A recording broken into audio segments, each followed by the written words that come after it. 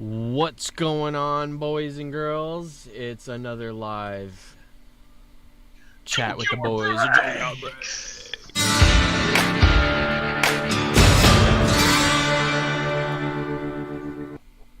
Howdy, boys. What up? How we doing? Happy Wednesday. Happy Wednesday. We are gonna be short a Chris and a Jason for a little while. I think they're gonna be joining us later. We do have two CGC unboxings. Michael's stuff came in and CGL's stuff came in. So we got some cool stuff coming.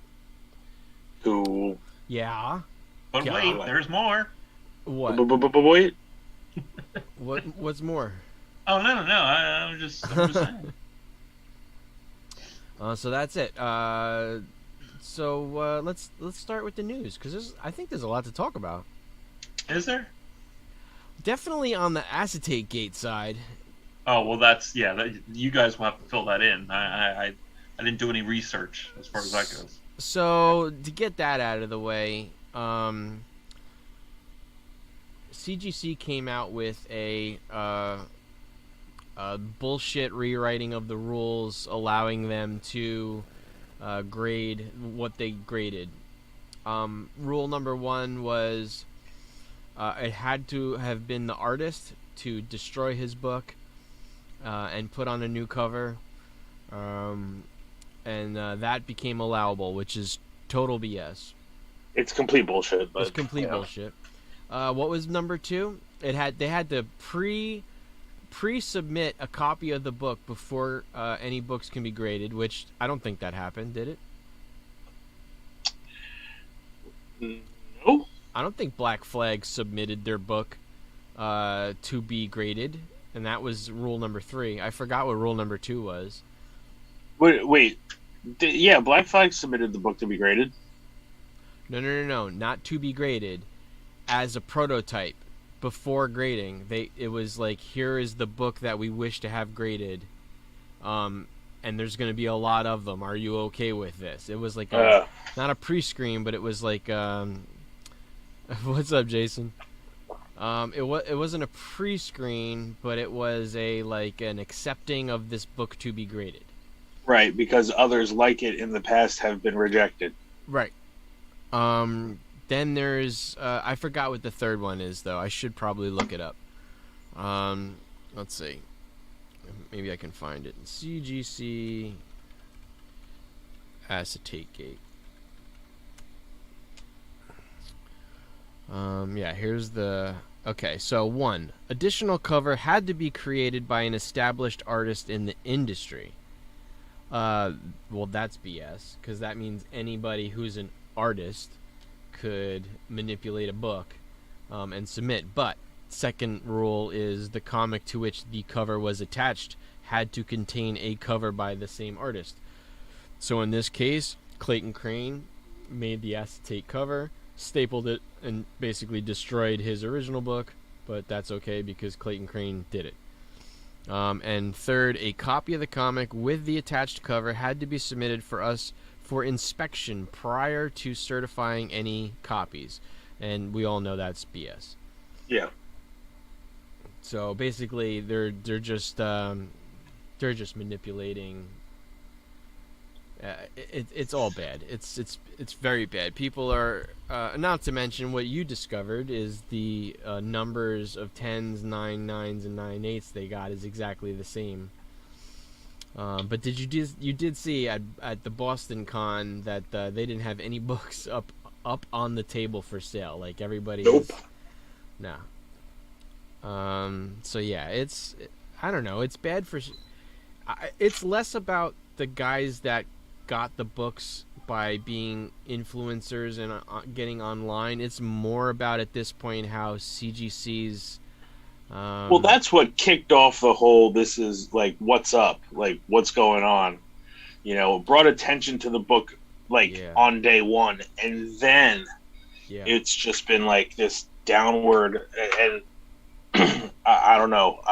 This puts more than anybody. This puts CGC in a really bad light. Yeah, it really does. Like, you guys are supposed to be like the industry standard as to what's acceptable and what isn't. You're the grade. You're the one that gives it its value, essentially, and you're going to turn around and bend the rules for your pals. Yeah. Not cool. Yeah, instead of backtracking and just saying that there's copies out there that are blue, they should be green. We're stepping back and we're gonna do right by any future books. They rewrote the rules, which is total BS. Well, that's the whole thing. It's like, rather than admit you're wrong, just double down. They doubled down, rewrote the rules, and yeah, it's not a good look. Well, I tell you what, it's already started to happen. It already started where people are like legit done with CGC and have just gone right on to CBCS. And you want to know what? There's going to be a lot more after this that are going to do the same until, guess what? You shot yourself in the foot. You're no longer the industry standard. You've had a nice run. It's only a matter of time, because if they keep pulling some stunts like this, nobody's going to want to deal with them except for their pals. Yeah, no. I'd say like 90% of you guys' interaction with them since we started this whole thing has not been good. CGC? I mean, they've damaged book after book. They've given wrong grades, which are obviously wrong. They're just, I mean, they haven't returned books that have been there for almost 2 years now. Like, it's just problem after problem after problem. Well, and then these guys with clout show up. They give them the best grades. They bend rules for them. They're making their books above and beyond more valuable than really they should be. Seriously, they're trash. So I don't understand. I think it's long been understood that guys that submit many books get really good grades, or get a higher ratio of good grades. So the more money you spend with CGC, I think the more in their pocket that you are. I don't know. But I gotta say, I have not heard. I've heard just as many bad things about CBCS, and I've heard really bad things about PGX. So PGX, I hear, is a nightmare. It's a nightmare. So I'm going to say that unless CBCS makes a big charge and becomes an equal in the market, I'm gonna have to stick with CGC just because I want the most for my dollar. Right. But the bottom line is, anybody who's watching who's an engineer who knows computers, start making some kind of grading system where you basically, your computer can give you a grade, and the individuals are out of the mix. Because it's really. But you're not. I mean, there's some guys that do that with sports cards. I know. Was it SGC? Is that they have computers like doing a lot of the grading for them. It's not perfect. It's never going to be perfect. It's too. But it won't be biased. It's too subjective. Yeah, but you can't have a computer. It's not going to be. Well, make sure my books go to Brian, because Brian gives me 10s and 9.8s, whereas Mikey doesn't. So. It's still, you can't, there's no computer. What's up, piano kid? There's no computer that you're going to feed a book and it's going to grade it for you. I mean, well, that's what I'm saying. You got to invent one. Yeah, but what are you going to give your X-Men 1 to a computer to flip its pages and grade it? No, you can flip the pages, but the computer can look at the color. It's going to have to scan it, I guess. I don't know. You're still introducing people. People's the problem. It's not the future. Not yet. I think it's too subjective. It's still going to be a problem.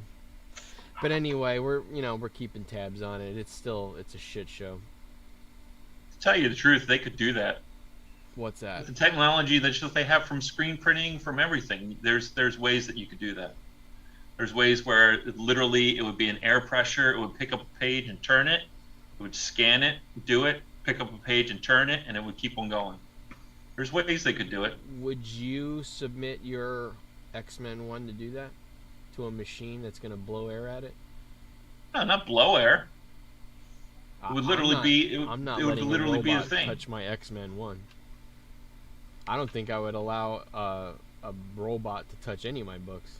They're like next thing.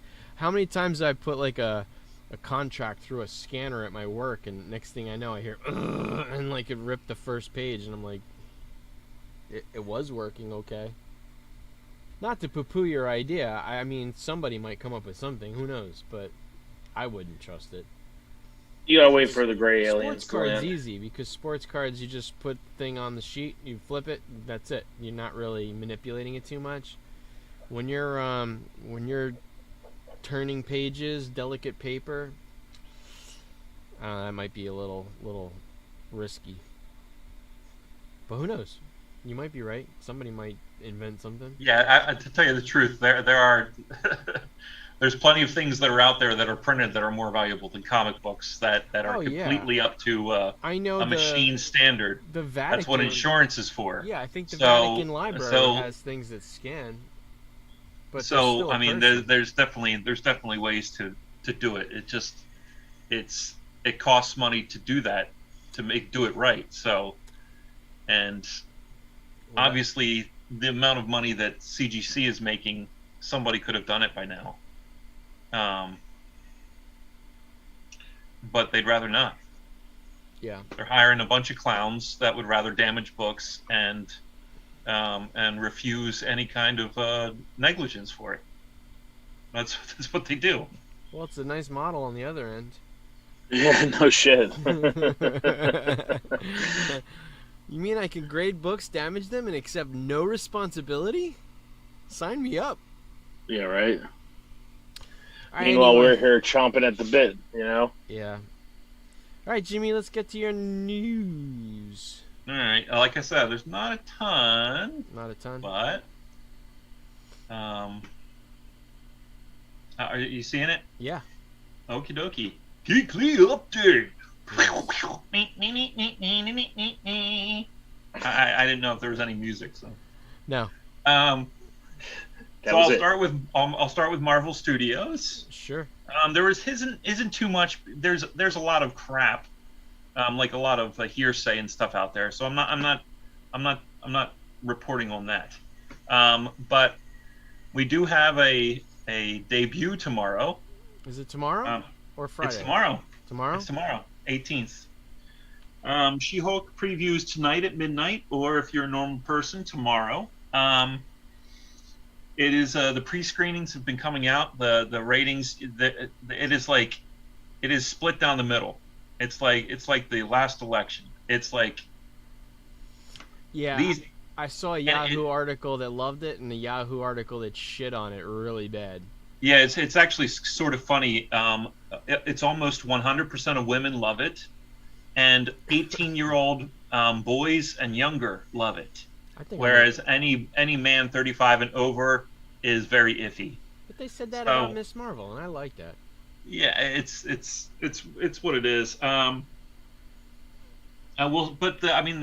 overall thing is we'll see. I did see an improvement in the animation from the first trailers to the final ones. So I don't know. It's going to come down to story. Some people are saying that it's too sexual for a Disney Plus series. There's too much emphasis on her and the body and all that stuff. If you've read any of those comics, it's all the tongue in cheek that comes along with it. I don't really see what the problem is.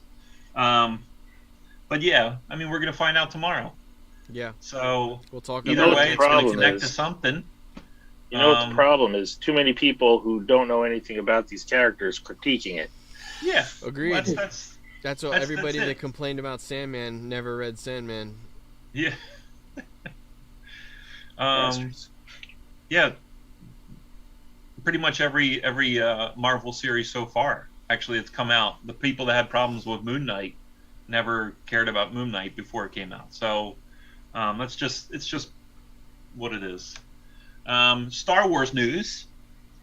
We have 3 things. Andor, which I know Dolph is warming up to a little bit. No, I'm warmed up. I love that trailer. That was really okay. I got really excited about it. So they were talking about Andor, how they're going to split it up between the 2 seasons. So the first season is basically everything happens in the 5th year before. So it's everything here happens 5 years before Rogue One. So the first season is pretty much that year 5, and then the second season will be broken down into 3 episode arcs. So it'll be the first 3 episodes would be the 4 years before, second would be the 3 years, 2 years, 1 year, and then that would be the end of the Andor series. They were saying that K2SO shows up in season 2, right? Yeah, probably towards the end of that. Yeah. So yeah, it's slated to only be 2 seasons. They're not going to bring back a dead guy for a 3rd season. So they're saying that the pace is very much like a Bourne movie, which is what I was looking forward to. I think it's going to be a lot more a spy novel, spy kind of thing than it is going to be anything else. Okay. Which I'm excited about. We'll see. It's got some good actors in there, and it's got some good times as far as plenty of things to work with for the Star Wars universe. Ahsoka. What do I have for Ahsoka?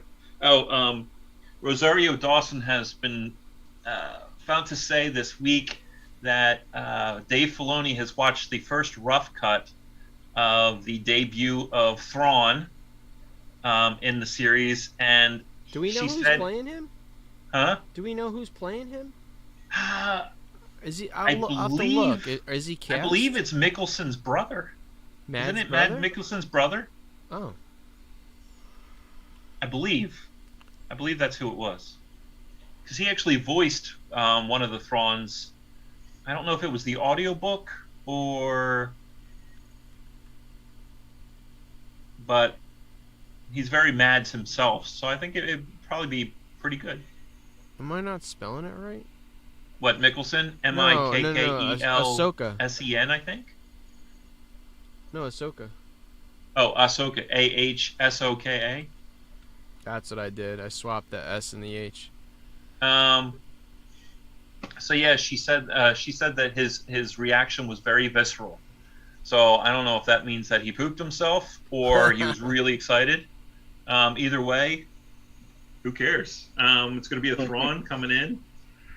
Dave Filoni seemed to like it. So it's a lot of like there's cast, but they're not telling you who it. Like Ray Stevenson is in it, Mary Elizabeth Winstead's in it, but no casting. Yeah. Hayden Christensen's in it. Well, I would think so. She'll have to have some kind of dealing with Darth. Yeah, and then we know who Sabine Wren is, which is cool. Yeah, they have pictures of the 2 of them together now. Do they? Yeah. As of Sabine? Of Rosario Dawson and her, not the characters. Oh, not as Sabine? Yeah. Got you. And then finally, this one, I don't know if you guys talked about this on past episodes, and I missed it, that I was not here. But Cameron Monaghan was interviewed about 2 weeks ago, and they asked him if there was any chance that a Cal Kestis would show up in a future Star Wars, and he said there has been talks. Yeah. So, I'm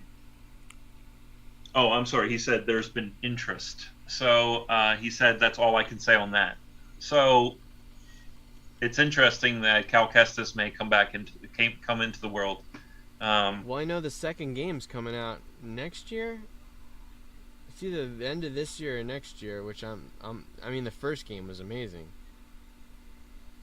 The girl who's playing, I know that I reported back in the about the Acolyte, and that the main character would be the girl who played Rue in Hunger Games. Supposedly she's been, I don't know, a divisive actress in her political blah blah blah blah blah. So she's already putting out there that there might be backlash towards the Acolyte because one, it's not a whatever. I'm hoping that her character is a little bit less than what we think it might be, but yeah, I was excited about this. I was excited about all the Star Wars news, and I'm looking forward to She-Hulk. So yeah, I'm definitely looking forward to She-Hulk. So yeah, not a lot of meat there, but some promising stuff that came through. Yeah, there was a lot of hearsay that I found. A lot. Yeah. That's mostly. Yeah, it's a lot of what's going on. MODOK, Hyperion, all sorts of stuff. Hyperion? Yeah, they're thinking that I saw something that Henry Cavill is actually favorited for Hyperion because really? What is it? What's the team that Hyperion's part of? I was never really into it. Invaders? No, it was another. I forget what the team name was. If anybody on the chat knows. But yeah, supposedly that has been in talks to actually be coming into the the Disney Plus sagas. So they believe that he may be a Hyperion. He would be a good Hyperion. It's basically Superman. Well, he's in the Avengers. We knew that, though. He's got his own team? Yeah, it was another. It was like a. Squadron Supreme. There you go. Yeah. Squadron Supreme. I forgot about that. Yeah, because I know he shows up. He's in an Avengers book first. Avengers 69, by the way. Alright. I don't know. You could use him so much better. He's got to be a hero, not a villain. Well, he's like an anti-hero. I think the most depressing news and things that I cared less about was that the producer for She-Hulk wants J-Lo to come into the MCU at some point. Who I mean, knows? she Who can, cares? but as long as it's, I don't know. Whatever. Let's see how it goes, because there's gonna be a lot of like appearances because she's a lawyer, so people will be coming in and out of the firm. That's true. So I mean, anybody can drop by. Mark Ruffalo did talk a hint at the scale of Secret Wars, which was pretty cool. He knows about it already? Is that even? He's talked to Kevin Feige about it. You know how he is about his spoilers. He's not the best with keeping his mouth shut. Ruffalo? Yeah. I thought he was good. That's why they always put him with No. Tom Ruffalo Holland. and Holland were both nixed. Really? I thought they put those two together because one shut the other one up. No. They always have to put Holland with Benedict Cumberbatch. Oh, Benedict Cumberbatch. That's right. That's right. They did. Ow. Oh shit. Yeah, you're right. They did.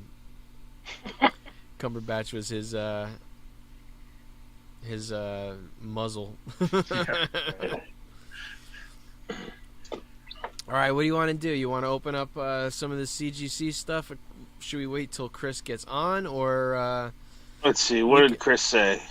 He said he's tuning in from the lanes. Well, how much is there from Mike's Michael? CGC? It's hard to tell now because I think it's all mixed in. No, it's 2 boxes. Oh.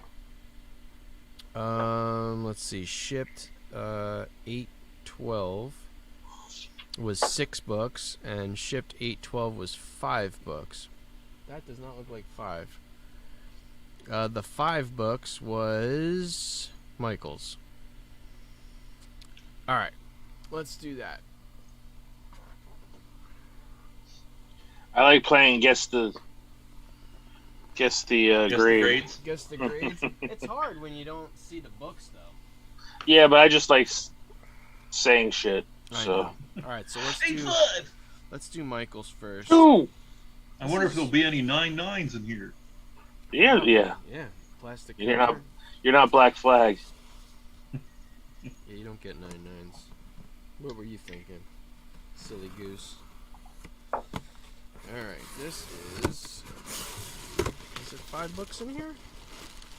So Chris says he can jump on around 10. 5 books. That's what he say. That's what he say? He say he be on around 10. All right, so this is Michael's stuff.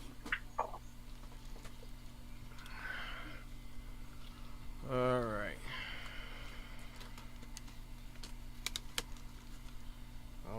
Let's see.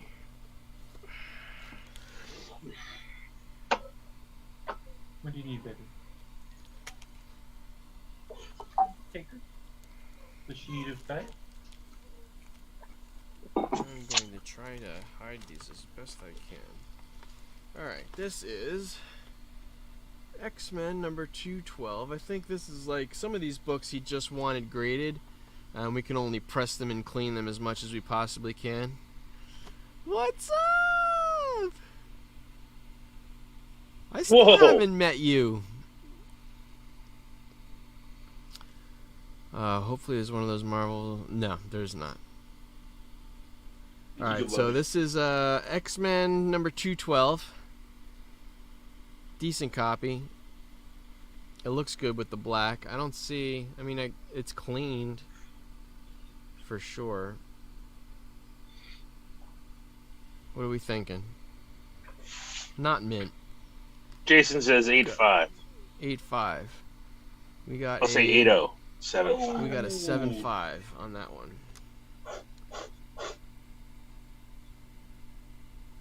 Man, it looks like... Is this another one that was dropped? The whole bottom corner is like dinged up.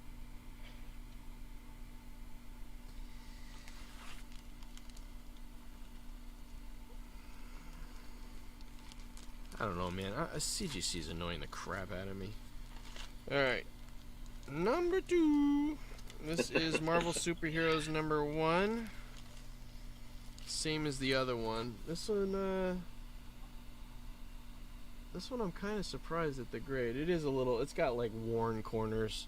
Not the best copy. So I'm not surprised by the grade. This one also got a 7.5. You know what I found out? Did you guys read that article I sent you guys from Nerdist about the Secret Wars? No. No, I didn't get a chance to. It was actually really good. I did not know. I'm sure you guys did, but I did not know that the Secret Wars comic was made specifically because of the toy line. Probably. It's the only reason. That's the only reason that it was actually created. Really? It was a to support the toys. Marvel pulled a Masters of the Universe, huh? Doesn't surprise me. Same with He-Man. Web of Spider-Man number 32. This is part 4. I need that one. Craven's Last Hunt. I need one of those. You need one of these? No, I know. This is another one where it's showing like a crease in the back where 8.5. These were all pressed. Nine. This is really annoying me though, man. There's a huge ding in the bottom top or the top left corner. Like it was never pressed, and that's total BS. Man, I don't get it. I love the meatloaf backs. I love the meatloaf backs too. Alright, we're going up and away. I like Punisher, meatloaf. number 1.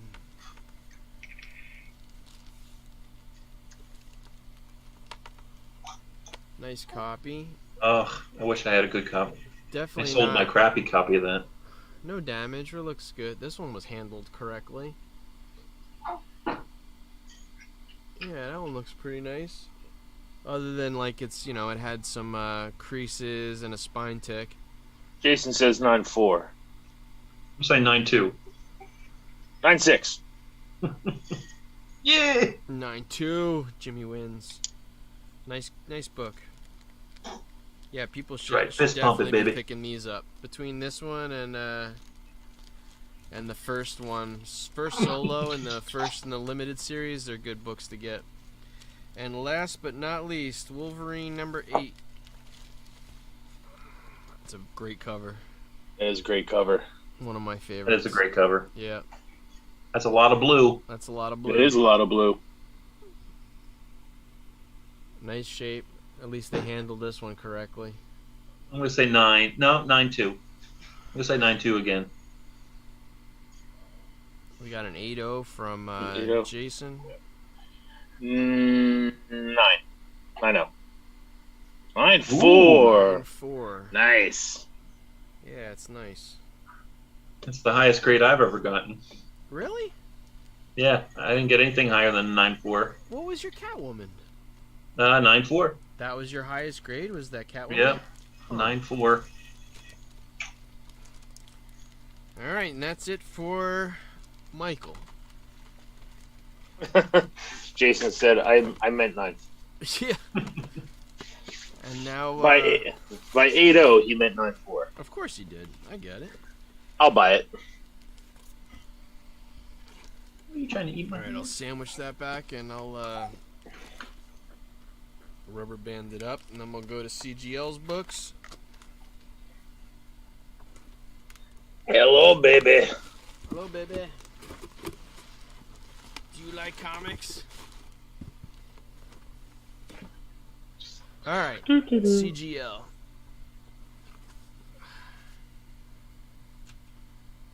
I'm sure this will end up on a video in his channel very soon. I'm going to probably see him on Saturday. Of course, it looks like rain again. Every Saturday looks like rain. Beautiful all week. Rain on Saturday. Supposed to rain tomorrow, isn't it? I wouldn't believe it. I'm going no matter. I'm done with it. I have to go at unless it says 99.9% chance of rain, I'm going. The weatherman said that he thought that we were going to get a lot more rain all this week, but he said that most of it looks like it's going to hit like coast of Maine, small parts of northern New York. Everything else will be sprinkles. What time you head out there? In the morning? Yeah, I'm actually off on Saturday. I set up at I wake up at 5 and head out there. I'm online at 6 and then excuse me, and set up by 6:30. All right, I'm gonna try to get there at like 6:30 then, because I want to go. Yeah, you should. I want to rummage. All right, first one, and this one we knew was not going to grade high, and this is really cool. I've never seen this book. So this is the Eternals one, but this is the 30-cent price variant, which I've never seen. See that 30-cent price variant? But we knew this wasn't. We knew this was a beater book, but it's cool to get it slabbed. But anyway, 2.5. I'm gonna say 3.5. Bless you. I'm settling on 3. Setting on 3. It is 3. it is a 4.5. Yeah. Which is actually a really good grade because it's got this like monster stain down in the corner. It definitely had some issues. So 4.5 is actually a strong grade for this book. But you know, we had this thing graded because it's a rare 30-cent price variant. So nice grade for this. Nice. In the condition that it was in, it's nice. To get it slabbed was good. All right, next. Do that for that kid. I'll just put that up here. All right, next. We got his regular Eternals one. Regular. This one also had a bit of issue. I had some creases. Had a torn cover on the back. Not so bad. Front's nice, but it's got wrinkles. All right, that's a 3. That's a 3.5. 6. All right, we're gonna say this is a. I didn't see the. Ooh, Hey, 5.5. that's close. Which is not bad. He didn't pay anything for these books, so. It sounds like another person we know that has a bunch of Eternals #1s. Yeah. Yes. All right. Next. Marvel Spotlight 28. This was also in rough shape, but I brought this back to life. I pressed this and cleaned this really nice.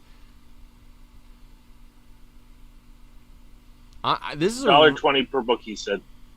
Yeah, $1.20 per book, exactly.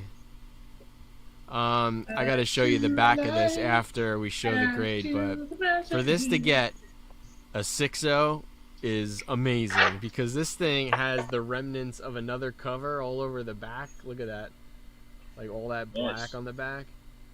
It was like a Cull the Conqueror or something is like stuck to the back of it that I really got a lot of it off, but not all of it. I couldn't. But anyway, that 6.0 is a nice grade for this book. We brought it back to life. There you go. Nice one, Chris. It's 3. That's 3. Next. We got Spider-Woman #1. $1.25 for this, huh? Yeah, we cleaned the press one. This one really nice too. 7. Dusty long box, not bagged and boarded for the most part. Yeah, I mean they were all rough when he gave them to me. This one gets an 8. Ooh. We did some magic on that book. Beautiful 8. I don't know, for $1.20 a book, I think he's $1.20 scoring pretty big. Yeah, Spider-Man 1 and an 8 is pretty good. Next we got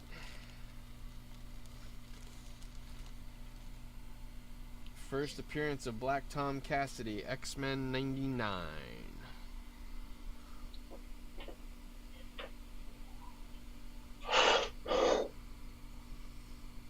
That's the Star Wars crossover. Is it? Looks like it, right? Star Racer. There you go, man. A 9. Wow. This one graded so nice. Too bad he was killed in Deadpool 2. This one you paid up for? What'd you pay for this one? It's a nice shape.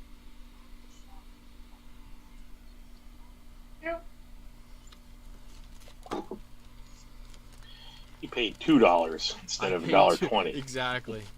You had to give the guy an extra 60 cents. Yeah. And last but not least, there's a little less dust on that one.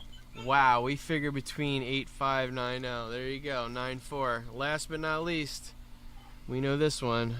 Hey, I have that book. Marvel Premiere 47. This is the first appearance of Scott Lang as Ant-Man. Yeah. Yeah. Very nice book.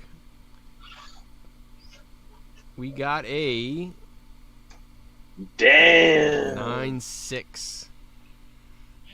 All right. Nice grade, Chris. That's awesome, man. So he paid $125 for. Let's find out the comps. So we could do that real quick. Let's go to GP analysis. Make the window smaller.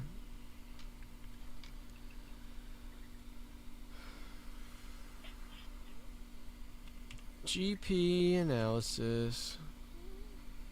Yeah, man, 9.6. Log in. Keep me logged in. I'm not a robot. Don't ever let anybody tell you you're a robot. A robot? Marvel Premiere 47. That's from 1979. A 9.6 will get you $500. $500. Yeah. Which one are you looking at? I just looked it up on Go Collect. Yeah, Marvel. The Astonishing X-Men 9.6 is $500. Oh.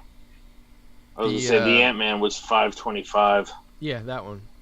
Yeah. You got $525. Yeah. Fair market value. Yeah. X-Men 99 and a 9.4.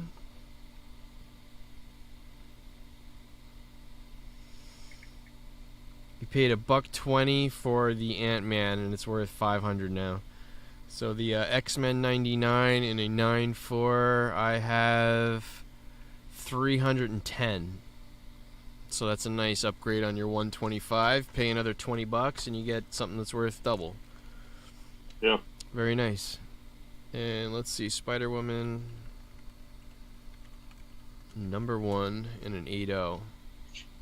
That's the only comps we'll look up, but that's got to be pretty good too. And this one, how much did you pay for this one?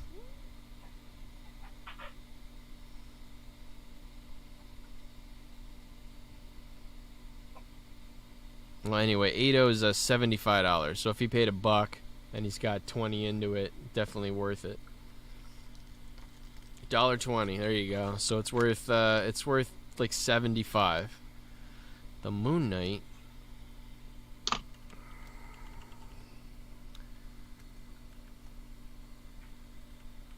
Oops.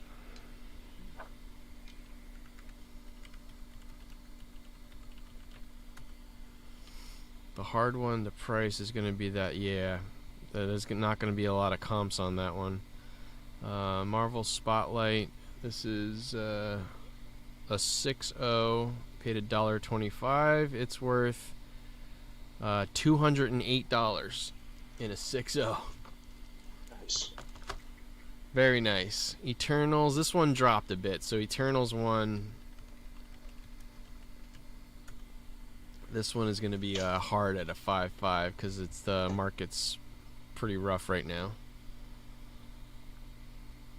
So let's see, at a 5.5, it is right now it's $45, but it topped out at $103 9 months ago. So another movie, it'll head back up there. Now the 30% variant in a 4.5 is $135. So that was definitely worth it. So even at $1.20, the 30-cent variant, $135. That's great. Beautiful. Not a lot of copies sold. One sold a month ago, one sold a year ago. That's it. But you did all right, man, for your $1.25 a book. Congrats, Chris. What was the grade on that Wolverine 8? The Wolverine 8 from Michael? Yeah. Oh, from Michael, yeah. I think I was just curious. It wasn't. Wolverine 8 was a.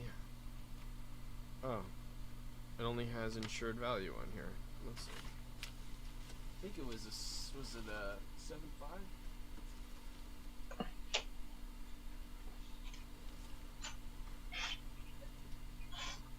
$9.4, I'm sorry. Is it 9.4? 9.4. Nice. Well, that's that. I like that book. Oh, there he is. Michael just chimed in. 9.4. 9.4. 9.4, yeah. It's a fair market value is 130. Nice. Yeah. So that's it. CGC unboxing. That was good. Yay! Yay. You guys want to do mail call? Yeah, I didn't get very much, but I got a couple cool things. Some while the scandal was going on, I did manage to pick up a few things from C2E2.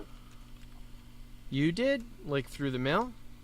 Yeah, one of the peoples I buy stuff on Whatnot was selling some stuff, so I had purchased them. So you know, I like Tyler Kirkham. Yeah. So we got his second place. Oh, that's cool. There's that. I got the Virgin and the foil. Got a good deal on all of them. Didn't pay very much for them. And then what else did I get? Greg, Gang? What's his name? I forget. Greg Land? No, I don't think it's Greg. Hold on a minute. I know he did a couple deceased covers. What's his name? John Gang. Oh, okay. He did an Alice Ever After cover. Oh, that's cool. Yeah. Grab that one. And then there is The Closet. Let's see who. Ryan Brown Forstner. Oh, that's this was nice. Are these all you got the variants? Yeah, this is a Bird City comic variant. I got that, and then my favorite ones that I got that I've been eyeballing for a minute was the Greg Horn Department of Truth. Yeah, I saw that. I like that too. That, and I got the Virgin as well. Cool. Those are awesome. And then as a free gift, I got a foil We Eat God's Ash can. Oh, that's cool. Yeah. So I was like, oh, sweet. I got the Yay. Thank you for the support. Yeah, that's always nice. That is nice. So yeah, I got those from Skeleton Key. Okay. Yeah. So took them a little while to ship, but I assumed that it was because they were at the cons. Yeah. Working and then back home and then to ship. So wasn't too long of a wait, but I was itching because I was like, I want them. Yeah. Jimmy, do you have anything to show, or you're in baby duty? Just a blood sport that has no guns. That's it. That's it. But how? So I get your point, but like that dude's like constantly like ripping pieces off of his suit to make and he turns them into guns. Time. Yeah, and then at the end he puts that giant one and he shoots Starro with it. Spoiler. No, I'm just kidding. And he doesn't have any of those? Seriously, he has two swords? You're right. You're right. I'm like, seriously. I mean, his story is that he shot Superman. He did. That's his story. That's and he has no guns. Hopefully we get to see that play out. That'd be cool. He has no guns. I don't get it. It's because guns are bad. We don't want to give the kids, even fake guns. We don't want to give the kids the wrong idea. That look like they're like Lincoln Logs. Guns are real bad, All right, I picked up some stuff from JC. I've been buying a bunch of these. World War Hulk. This is the first appearance of Scar, Hulk's kid. $30 for this, but and that's this Hulk versus Sentry. Nice Finch cover. But yeah, I've been buying these. I think you're more likely to see Scar than Hulkling. I think if they do a Young Avengers, I don't know. I like the character better than Hulkling. Yeah. And then Punisher #1, $25. I thought that was a nice buy. Nice. That was too good to pass. Secret Files and Origins. This is the August '99 issue. I paid $15 for this. First appearance of Atom Smasher. He's going to be in the Black Adam movie, so that's his first appearance. First appearance of the new Atom Smasher, let me say. I've been buying, this is my 5th one that I've been buying. This is A-Force 1. All girls super team. I think this is a good spec. There's so many girls in this book. And then Far Sector. I wasn't going to buy this book. I have a couple already, but for $10, and now that we know that the Green Lantern show is back on, she'll definitely be a part of it. So I thought that was a good buy. What did I get from... The Green Lantern series is back on? Yeah. After Kevin Smith said, I think he just speculated it wasn't because his show got canceled, they came right out and said, no, Green Lantern's still happening. Good. What do you know, Kevin Smith? Kevin Smith's really been annoying me lately. I love everything he did, but I don't know. He's a I don't know. He got skinny and went vegan. Yeah, I guess. I don't know. I know my opinion of him will get me in trouble, so. Nice Scotty Young Avengers 1 million BC. Nice. Love that cover. I grabbed one of those Dark Spaces Wildfire. Thank you, Kadu, if you're listening. You put one aside for me. That one this one got picked up for a TV show already, so I don't know if I grabbed one the first time around. I don't think I did. I think I passed on it. But Fortnite Zero War, I got 2 of the 4 different copies. I got the Peach, and then I got the regular, the A cover. I'll give this, obviously one goes to the kid so he can get his code. Put that on the side. Crossover 3D special. I still haven't read this though. Chris, have you? Yes, it's awesome. You like it? I love it. Yeah. Love this cover. Batman One Bad Day, the Riddler, #1. Really cool. Tom King, though. It's Tom King. I don't know if I'm going to like it. Is that like a Matina cover? I don't know who did the cover. Is it Mitch Gerads? No. Priento.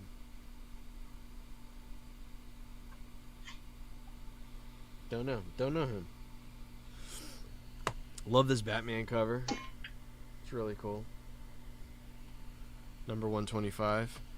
Edge of the Spider-Verse. I've just been buying these. You know why? I've been buying these because the last run of Edge of the Spider-Verse gave us Spider-Gwen, and that book's like $1,000. So I figured, like, in this new run of Spider-Verse, Edge of Spider-Verse, there's going to be a lot more new characters, which I'm going to buy them. I'm definitely going to check them out.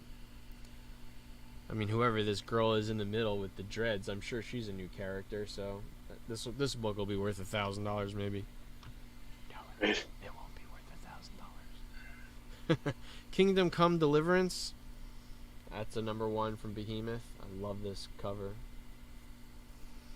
20th Century Men, number 1. Another nice image book.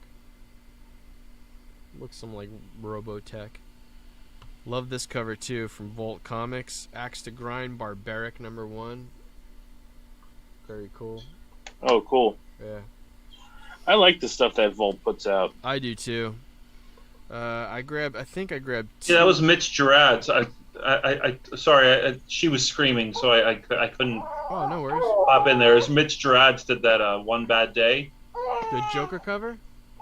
Yeah, well, I follow Mitch Gerard's on Instagram. It's a nice and cover. he's the one that did he did everything with Mr. Miracle. Oh, he did okay. that, like all of that. And of course, Chris, you probably have one in your box, probably a variant or 2. I should hope so. I should hope so. Yeah, Rick called me and says you've gone back to box status. Daredevil number 650. Nice cover. Do It Said you Powerbomb. I've been buying these wrestling books. I love these books. Oh, Dual Power. Yeah, Yeah. I hear a lot of buzz about that. Yeah. Star Wars 26 with the John Tyler Christopher action figure cover. Did you get the A cover? No. The Luke cover? No. That's trending. Of course it is. Parasomnia number 1, Dark Horse. Number 1? They restarted it? Yeah, I guess so. So like a new called run? the- it's Because called Parasomnia is pretty good. The Cullen Bunn, right? Yeah, The Dreaming God. So that's probably a volume 2. Cool. Hulk number 8, Donny Cates. And then I grabbed this Mandalorian cover, the chapter. I love this cover. Grab the A, and I think this is the C. This is the 5, the 5th one. A lot of variants on that book. Yes, they do. Thank you.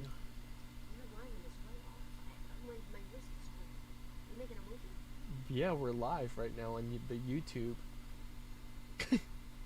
I'm a celebrity. Did you say my alignment's off? Yes. Maybe your alignment's too good. Your mom's alignment's too good. My wrist hurt. My alignment's off. Bullshit.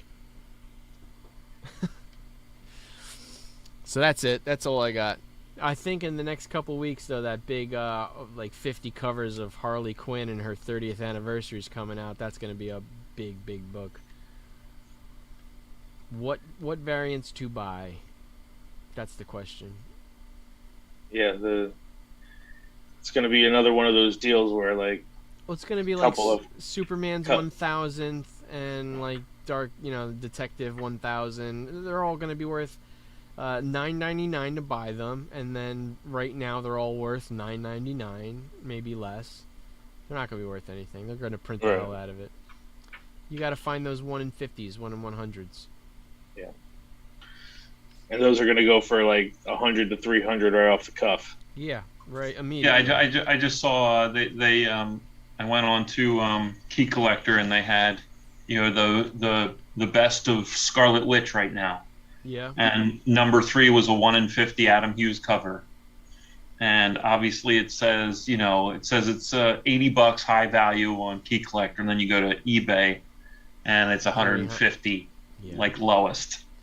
Yeah. Yeah, that's how it's going to be. Sadly, especially Hughes, he looks like he's doing those really short variants. Well, he's actually bowing out from doing comic stuff altogether for a while, so he's giving us collectors a little time to catch up. Are you following pretty closely? Is he going to be at New York this year? No, he won't. He's not? Nope. Hmm. I actually I'm on his Facebook community, and I thought you were going to say, I showed up to his daughter's christening, and he wasn't happy to see me, but he told me he wasn't coming to Comic-Con. I follow his wife on Facebook too, because she's Allison's son. Of course you do. I don't know his wife. Who is she? She's just a normal woman. Oh, she's not an artist? No, she's not an artist. She just manages him, pretty much. She shows oh man, I forget. They're big fluffy dogs. They're big on having dogs. Like She chows? does. No, sheep. I think they're sheep dogs. Oh, okay. Big fluff, like cotton ball doggies. Nice. All right. She's We don't have Jason here for the Hot 10. Should we do it anyway? I suppose. I suppose. We have to go over it. Yeah, Jason's got to put the kids. You know what? I took just to harken back to last week. I took a screenshot of our top 8 animated movies to show Amanda. Yeah, And for some reason, my screenshot did not save to my phone. Really? Yeah, it was disappointing. Did she agree? I gave you the link though. Did you? Yeah. No, I didn't see the link. That's all right. I can give it to you again. I forgot. You wanted to know our top what? Yeah, because when we finished up, you had like the top 8. It showed like the top 8 or top 10. Where... I talked it up so much. By the end, she really didn't care, but I wanted to show her anyway. That sounds about right. Let me see. She's like, babe, it's really not that important. Yeah. Well, Nightmare Before Christmas won, right? Yeah, Nightmare Before remember Christmas who it won. beat in the finale. Do you remember who it won against in the finale? Yeah, it was Nightmare Before Christmas won. Yeah, who did he beat? But I think it beat Pinocchio? Maybe. Or was it Toy Story? I thought it was a big one. Griff will not fall asleep. Jason is out. All right, so any of you guys land in the top 10? You got one? I don't even need to see the top 10 to know I'm not in the top 10. Crumbs has 3? I got 3. Sweet. Maybe I should try to guess which 3. That'd be It'll fun. be an easy guess, but yeah. You think That's so? fine. I think so. Okay. You're 10 for 10, right? I'm 10 for 10 this week. Yeah, this is a good week for me. But there's no big books. Like this is a lot of like mids. So yeah, these are a few that they were like easy to reach in my early first appearance collecting days. That they weren't very expensive. Well, I'm going to say right now that it would have been 4 had my shipment showed up, but Really? It hasn't yet. Oh, nice. So you've been buying some spec? I have. Good. I have. Very cool. So you can guess. We'll put it at 4, and I'll let you guess which All ones right. I got. This is not Marvel Spotlight number 2. I don't think you have or do No. this one. But yeah, this is a big one because it's the first appearance of Werewolf by Night. He's probably going to be in the Halloween episode coming up soon, which I'm sure you'll see Werewolf and maybe some other Universal monsters, which would be. I saw something that he might actually have his own special too. That would be awesome. I mean, opening up. And he's going to be practical effects, not CGI. That's even better. But bringing in Werewolf by Night definitely opens the door for a lot of other characters that just, they're like fringe characters in the MCU. So, very, very cool. So, yep, I'm not surprised. An 8.0 sold for $1,200. Wow. Red cover, too. Tough to grade, but it's a nice one. You always get a lot of fading on this, the color rub, so you see a lot like this. You see a lot of the white. Yeah, I was just gonna say, even in this picture, you can see at the bottom. He, on this cover, he looks like the werewolf from Scooby Doo. He does. Yeah, you're right. He's wearing the green Points! coat and everything. Yeah, you're right. All right, so number 2, Daredevil 168. Chris, I don't think you got this one either. This is the one that's coming. This is the one that's coming? Yes, sir. Good spec, man. Yeah, this is a good one. First I think I appearance of paid Elektra. 50 for it. How much? 150? No, 50. 50. Very nice. Yeah, it's a pretty nice copy from what I saw, so we'll see. Very nice. First solo work by Frank Miller, but Elektra is spelled wrong on the cover. That's a big... Hilarious. Very hilarious. 9.4 is still $8.25. This book is still undervalued, in my opinion. I think Elektra and Bullseye in Daredevil are still very, very undervalued. And I'm not just saying that because I have them. I think this is still a really strong buy, even in the $300 to $400 range. These 8.5s, if you can get an 8.5 for $400, I think it's definitely worth the investment. But even better, if you're like Crumbs and you buy a really solid copy for under $100, and you pull out a 6.570, that's really great. But yeah, I bought a whole stack of stuff, and that just wasn't auctioning. Yeah. Like, I was like, all right, I'll grab it. Well, this is exactly what we were talking about when we saw everybody hop on, what was that book last week that everybody was jumping on too late? Sandman. So Sandman 1, I mean, the series had already come out. You knew about it for a year. Why weren't you buying Sandman 1s a year and a half ago? This is exactly why this is a good book. It's undervalued. She's not, like set to appear in the Daredevil series. Who knows what they're going to do with it? But this is such an iconic character in Daredevil that this is a really good spec. Plus, I figured with the work that Zdarsky was doing with Elektra, it's only a matter of time before she shows up. Absolutely. Yeah. Good character and a great spec book, still undervalued. FF52. No, you don't have one of these. I do see a Crumbs book though already. I do see a Crumbs book though, yeah. So first appearance of Black Panther, we know this is a strong key monster key book. 5.0 sell for $1,200. We always say, if you can get these books like a 3.0 for like $400, I would jump on it in a second. This is one of those books that you definitely want to get raw and have it graded rather than buy the grade, because you can buy them cheaper. Yeah, I'll be paying out the yin-yang. Yeah, you don't want to buy these graded. You want to buy a solid copy and get it graded for cheap. No, you want to sell them graded. You want to sell them graded, yes. Good point. But yeah, I mean, with the movie coming out in, November, I think? This book is going to be the same as Sandman 1, so you want to buy this book now, and in November, as soon as the movie comes out, that Friday, you want to list it on eBay, and you'll have it sold by Sunday. You'll make some money. Sandman 8, Crumbs does have this book. We knew that. First appearance of Death, Dream's sister. I did not watch this yet. Jimmy, you're the only one who watched it through, or Chris, you did too? I binged it the first day. I was home from work. I just watched the whole thing. I've heard really good things. I've heard from episode 1 on, it's a solid show.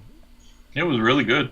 Well, I'm excited for season 2. Once me and Jason watch it, we'll probably let's talk about it.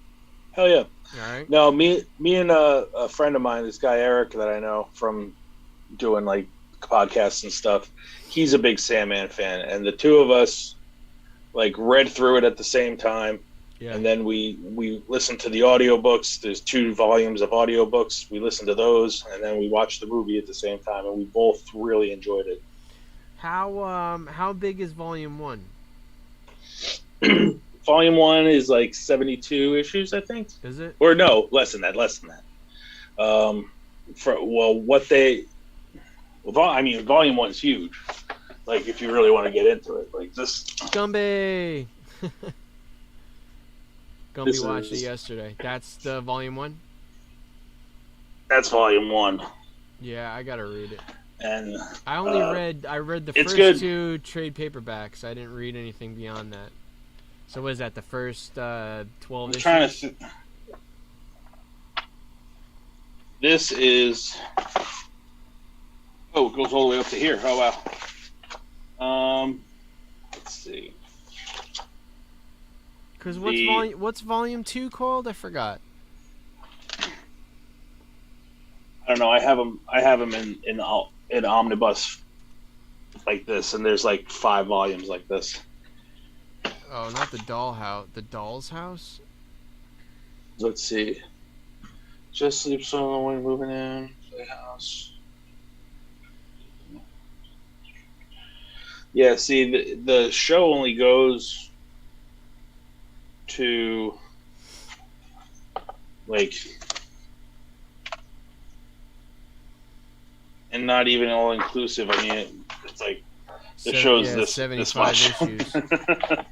It's not very much at all, but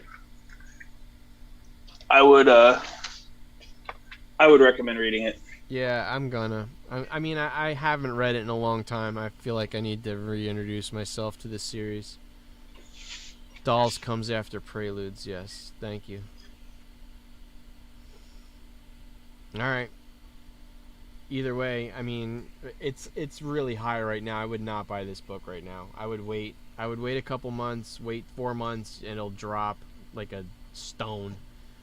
This one, the first appearance of Death has always been pretty high, though. It's a good book. It's like one of the major keys in the run, but you could still wait. Like it's high right now. Buy this in January, and you'll save yourself like $500 on that 9.8.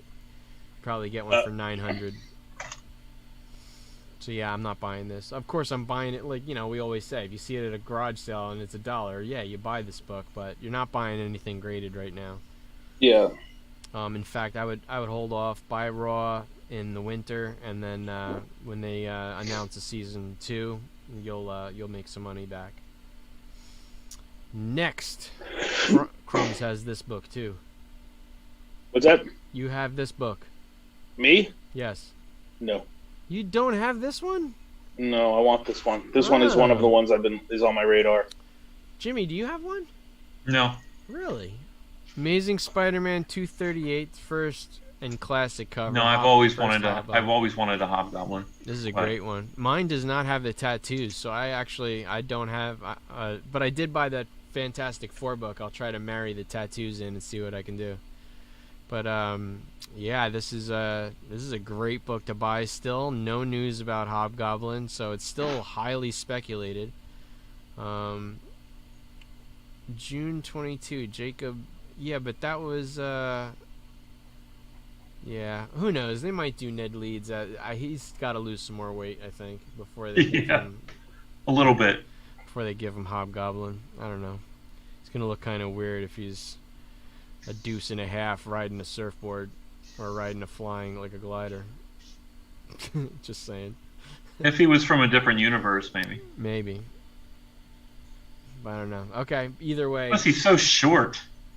Yeah.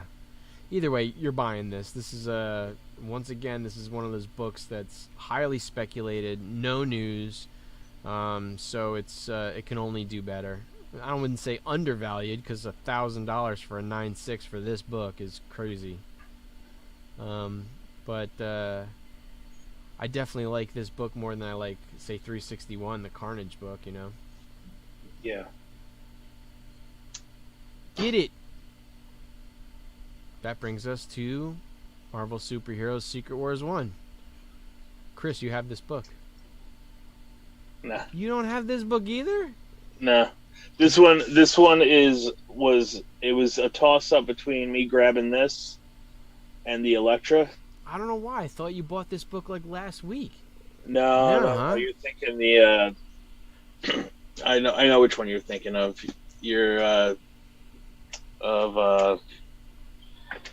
I can't remember.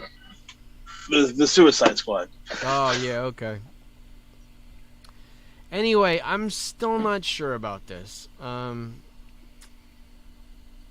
As far as this being the story of Secret Wars, I don't think so. I don't think so. I think it's going to be the new one. I think it's going to be the new one, too. The Assad Ribic has more about those, not insurrections, what do they call them? Yeah. The Whatever. When the universes collide. Yes. So that's what it's going to be. So you're going to have two universes collide, and it's going to be a battle for survival. They're definitely going to go off the Assad Ribic Who's the writer on that? Not Aaron, right? Yeah, I believe so. Jason Aaron wrote that? Yeah, I believe it was. Jason Aaron did it. All right, That's so I think that's gonna. Yeah, the Thunderbolts. I think that's gonna be the basis of Secret Wars, and not this book. But whatever, you guys want to buy it for spec. I mean, this book was selling for 4 years ago. You could have got this book for $5. It's crazy. Yeah. Yeah, I mean, why would they do it? I mean, the biggest thing that came out of it was the black suit, and we've already met Venom in 3 different movies or 2 different movies or whatever. Yeah. So it's not like it's a surprise. No. What's up, Chris? What's up? We're halfway through the Hot 10. Did you have any books on the Hot 10 this week? Not the ones that I saw. What were the last 2 that you did? The last 2 were Hobgoblin and Sandman and Black Panther. I think Dad's got a couple of the Hobgoblin books. He might have 2 or 3 of those. Does he? Very nice. Would you roll That's today? it. 653, but the team didn't do good. 653. That's insane. Marvel Superhero Secret Wars 8, Jason's favorite book, and definitely a book on the rise. Mark Jeweler advertised and insert created 8.0 sold for $200. No That's previous it? sales. That is really cheap for an 8.0. That's low as hell. Just because it's a percentage of the newsstand. Say newsstand is like 30% of all the books, then Jewelers is probably like 5% of that. They're super rare. I would definitely seek out a if that's the market, I would seek out. Maybe that's a typo. Yeah, right. I don't know. I mean, I'm sure it says graded too. I would definitely seek out Mark Jeweler's versions of this book if that's the market. 'Cause Yeah. those are the super rare versions, so why not? 9.0 sold for $400. That seems low to me. 9.8 newsstand 2,100. I mean, here's the thing. It's not the first appearance of the black suit. So I don't know. I'm probably leaning towards that book before this one. But it is the second appearance of Spider-Woman, which is kind of nice. But this book, other than being an iconic cover, not the first appearance of the black suit. Anyway, I can see why people are going for it, though. It is an iconic cover. That's the one that gets all the attention. It does. It definitely does. So next. Now, this is another one. It's not the first appearance of Scott Lang. It's not the first appearance of Ant-Man. It's just the first appearance of Ant-Man or Scott Lang as Ant-Man. If we knew somebody who just got this graded, I know, right? we could tell him what he thought. It's not. Oh, so you do have one on the Hot 10. First appearance of Darren Cross, which is nice because he might become MODOK, and first appearance of Cassie Lang, so she'll become Stinger or Stature or whatever in the Young Avengers show, whenever the hell that happens. But this is a good spec. Kind of a little far on because it hasn't news about it already, so you're probably a little late to the game. A bit of FOMO, I'm sure. But yeah, if you can get these raws still for $70, I would buy them. Chris, you got yours for what? $1.25. If you can find them for $1.20, that's also a good buy. And what was yours graded as? That was a 9.6, I think, right? 9.6. And what did we said that was $300? Yay! Isn't that awesome though? How that price variant on that Eternals is worth like 4 times what your other one was, and it's graded higher. That's crazy. That's a great insane. book. As soon as I saw that price tag, I'm like, I have never seen that before. You just don't see them a lot. That's a good win, man. Even in that grade. Very nice. All right, Jason, am I passing this off to you? It doesn't matter. Do you get? My son would not go to sleep. You get Also, there's not a snowball's chance in hell you can get this book for $15. No. Low grade, $15. Come on now. No. It could be lit on fire, and maybe you'd get it for $15. But that's about the only chance you got of getting ASM 252 I mean, for $15. a 6.5 Jewelers went for $270. Let's see what the market is. Can you get one cheap? You were talking about the Secret Wars The Secret Wars one was the one that was the Mark Jewelers that went for. No, that one did too. Had a Mark Jeweler version. Oh, did it really? Oh, Yeah. okay, I didn't see that. Here's a raw, nice shape. I don't know what nice shape means, but 145. I mean, I'm thinking that's the market, mid 150s for a raw. Yep. There's another one. $15. Newsstand, Not gonna happen. 165. Not gonna happen. But we still don't understand what Key Collector means by low. Like, what is it? Is low coverless? It's the low. Is low? Yeah, it is the low. Anyway. Yeah, coverless missing pages. Coverless missing Effect pages. story. All of this somebody filled in with a Sharpie marker, so this is like all black. But anyway, over Secret Wars 8, this is the book I'm buying more. If you can get one for $150, have it graded, and it comes back in 8.0, that seems like a big win for me. This is the first appearance of this black costume, so.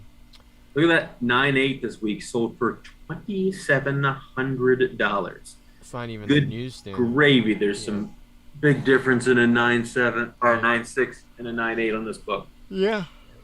Yes. The 9.2 only sold for $1 more than the 9.0. Yeah, I'm buying that 9 too. That's for sure. That's a good price. It's only going to catch up. Chris, you only got a number 1 left. What were the 4? You skipped right past it. Did I? You didn't even guess. You don't have this. Yeah, he has that. He just bought that. Oh, last that's week. right. You don't. You have a Secret Wars 8 too, right? I got a Secret Wars 8. I know you do. I do not. I have the Ant-Man. All right, and you And have Chris this. has Sandman. Yeah. Did you guys see? I saw this on Instagram this week. They showed actually how they did these covers originally. Did you see this? Oh no. So they actually that's a paint. The background is a painting, Yeah. and it's actually a 3-dimensional model. So it's essentially a relief, and so these are it's a little wood shelving unit that they built outside of. The trade dress is put on obviously after the fact, and those are little like dolls / tchotchkes that are along the sides, and it was shot on film. Isn't that pretty rad? It is cool. It is pretty awesome. So they just took a picture of that in the frame and then put the cover and the trade dress on top. Yep. That's pretty Yeah. cool. Pretty cool. So this book obviously very hot this week. Now, Chris, did they release the entire series at one Yes. shot as opposed to being episodic? Yeah. I don't know. Maybe you guys agree. I like episodic. I like the slow burn as opposed to the full dump. I Well, think. yeah. So let They me- full dumped it, and I watched the whole thing in one sitting. You Right. know? Yeah, like, other than like I subscriber watched it in retention. 2. Other than subscriber retention, though, like what's to stop you from just watching a dump one at a time? No. I agree. I agree that there's nothing to stop you from doing anything. I just think I like the almost the suspense of the week by week. Well, you know, I mean, when by Game of that, Thrones, the I'll last say season like was so on. everybody's forced to watch it that way also, and you get to talk about it episode Yep. by episode. right, exactly. I get The that. conversation is kind of Yeah, the I key get part that. of that. Totally. Yeah, no, that's been huge for all the Marvel shows, getting to talk about each episode as they happen. Same with Star Yeah. Wars. Like it's nice to be able to break it down, talk about it, and enjoy it together. Versus like, you and me haven't watched Sandman at all, and Chris and Jimmy have, and we're dying to talk about it, but you and I are a little behind, so Yeah, I think it's cool. I think this is what we're seeing is, I don't know if this is a new floor. If this is the new floor for these books, or whether this is just a little bit of a hype spike. But I think these books were probably undervalued for a long while, and you can see that in the. I mean, other than the 9.2 and the 9.4 here, they're just marginal increases, 10%, 15%, 12%. So there's no huge spikes, which makes me think that this is kind of where this book should be at. We're not going to see a big drop off after the fact. But this goes back to what we were saying last week, and even on this list with Sandman 8, the first appearance of Death, Sure. is that you guys should have been, everybody should have been buying this a year and a half ago. Like Yep. now it's just people that are either selling off and profiting from what should have been, or people just having FOMO and they're buying the book too late. They're buying it on the up. I still say you should buy Sandman 1 and Sandman 8 sometime in January or February when it drops like a stone. Yeah. But that's just me. We're just finding it in Same the thing. wild. Well, the same thing happened with when you know, on a much smaller scale, obviously, but when Tynan announced he was doing Nightmare Country, the first appearance of Corinthians shot right the hell up, then it dipped down, and then when it released, it shot up again, and now it's dipped down again. You know, so I gotta say, 9/8 in this are probably really tough too, because once again, it's shitty paper. It's such bad paper. yeah, my copies are most certainly not 9/8. No, 9/8 have got to be rare. That's why they're selling for so much, because this paper is garbage. They're nice though. I'd say they're 9/2s. Yeah, I mean they definitely, other than like it creasing very easily, it also suffered from really bad like color rub and stuff, just because the paper just didn't hold the ink very well. Was this in the Vertigo imprint or no? Yes. Yeah. Yeah. So it still had the DC logo. Yeah. Well, I guess they all did though, right? They have, what does it say, Vertigo around the exterior of the circle? Yeah. No. No. Yeah, I thought they said Vertigo somewhere on the covers when they were did Vertigo books. too. This one does not though. No, it does not. If I find that picture of how they actually did these covers though, I'll send it to I'd you. like to see that. That'd be pretty cool. It's pretty cool. All right, well that's it for top 10. Sorry, Griff didn't go to bed for you. Did me dirty. You didn't miss anything. That's because you were threatening him with Legends. This is true. He did watch Marvel Zombies right before we went to bed, but that shouldn't have had any impact. Yeah, Legend is a rough one. I think that we had HBO probably the summer of '87. I mean, that was a golden summer in the sun. Yeah. And I would have been 8 years old. That's when we would have had. I would have seen Legend. Now, Jace, Legend, which version of Legend is available? Is it the British version or the American version? Oh, I didn't check. I mean, I didn't actually check to make sure that I could watch it. I just assumed it would be available to watch somewhere. They both have Meg in them. Yes, I do. So you're not avoiding her. Yeah. The Swamp Witch. What's her face? Meg Mucklebones. Meg Mucklebones. Yeah. Terrifying. When you're played by the guy from Deep Space Nine. Really? Yeah, the AI doctor. Yeah. Yeah, he plays Meg Mucklebones. Oh, really? I didn't know that. And he almost died on that set because the Meg Mucklebones was all foam. Yeah. Every time they dunked it, it would fill up with water. Yeah. It became so heavy that he actually couldn't lift his head out of the water. Wow. He almost died. CGL, did you ever see Tim Legend? Curry is the devil. Oh, it's like that is one of the most iconic characters ever to be on screen. People who you don't typically associate with pure evil. I don't know. He was it, or Pennywise. He was Pennywise. Oh yeah, that's right. He was Pennywise too. And supposedly he played the most evil serial killer on Criminal Minds. Supposedly. Yeah, but Criminal Minds, come on. I mean, any evil serial killer in Criminal Minds is still basically less scary than a villain on Monk. And he was the hotel manager in Home Alone 2.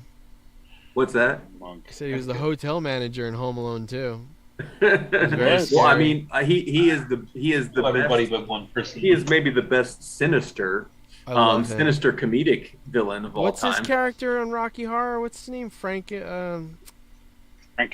Frankenfurter. Thank you. Yeah. I haven't watched that in a long time. I like Clue. Clue is one of my favorite movies ever. Chris, CGL, you should be writing this down. Watch Legend. I'd imagine you need to watch Legend. CGL would have liked Clue. You need to watch. That seems like CGL would love Clue. He's a No, but he's he a- would have seen that. He was stuff. watching How to Train Your Dragon. No, but he's a cinephile. He would Yeah. love Clue. You would love Clue. I bet. I Clue is was great. giving you credit. I thought you may have Yeah. watched Clue before. Legend is you have to watch Legend. Oh, if yeah, you have to watch haven't. Legend. It's great. That's I Tony. would recommend the British version, though. Is that Tony Scott? Stupid Tom Cruise. Ridley Scott, yeah. Ridley Scott or Tony Scott? Ridley Scott, yeah. Yeah. What do you mean the flick. British version, Jim? Does Tom And, Cruise speak there's with a a- British accent? there's a Useless, director's cut. useless knowledge. A cut scene of Legend as actually in the movie Blade Runner. What? When Harrison Ford is dreaming of the That can't be- unicorn running through the forest, it's That can't- actually a cut scene from Legend. But Blade Runner came out in '82, and didn't Legend come out in '85? The timing doesn't work. Uh-oh. Jimmy. No, if you watch Dangerous Days, watch Dangerous Days. Watch Don't, I don't don't screw know. with my Blade Runner knowledge. You'll Yeah. get shot down every time.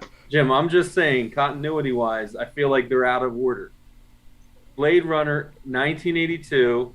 When was Legend? 1985. Maybe it's the other way around. Maybe they used the unicorn scene from Blade Runner in No. Legend. No.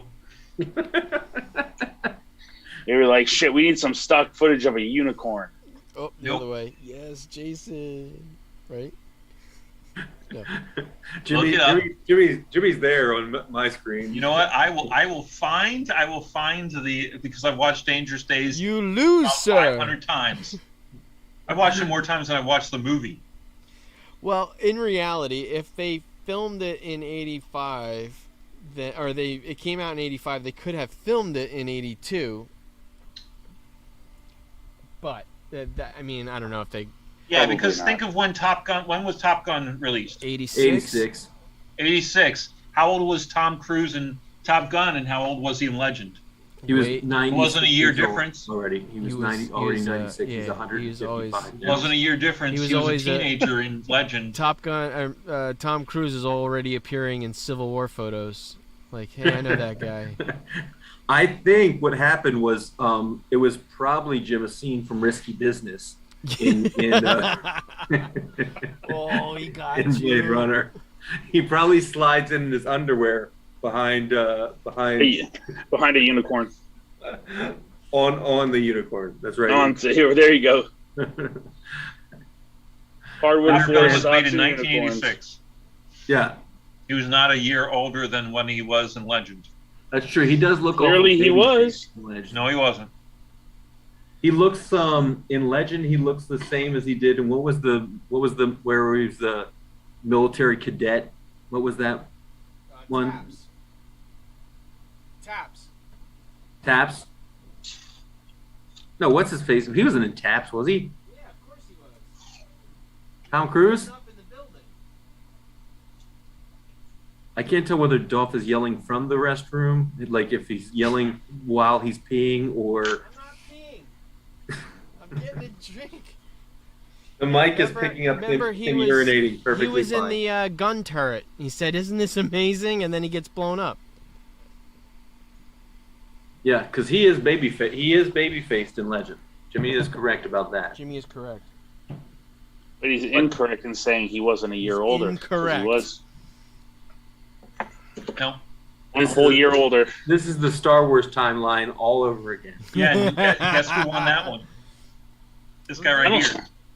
You didn't win it completely. 'Cause All you didn't I get was it completely saying- right. All I was saying was Blade Runner was definitely in 1982 and Legend was definitely in 1985. That's all I was saying. Those are irrefutable facts. Irrefutable. Wikipedia can back me up. I know Wikipedia is sourced information, but they didn't fake that information. So anybody did we do books already? Did anybody get books this week? I mean, Chris Yeah. just got books back, literally in real time. Yeah, I got a few books. We already did those. Did you get anything? No, was selling No. books. I sold books all weekend. You did. You didn't go perusing the selection while you were there? I had no backup, so it was just me, myself, and I. So, no, I didn't. The dude next to me, clearly, as I was texting you guys, was pricing his books a bit high. Yeah, those prices were crazy.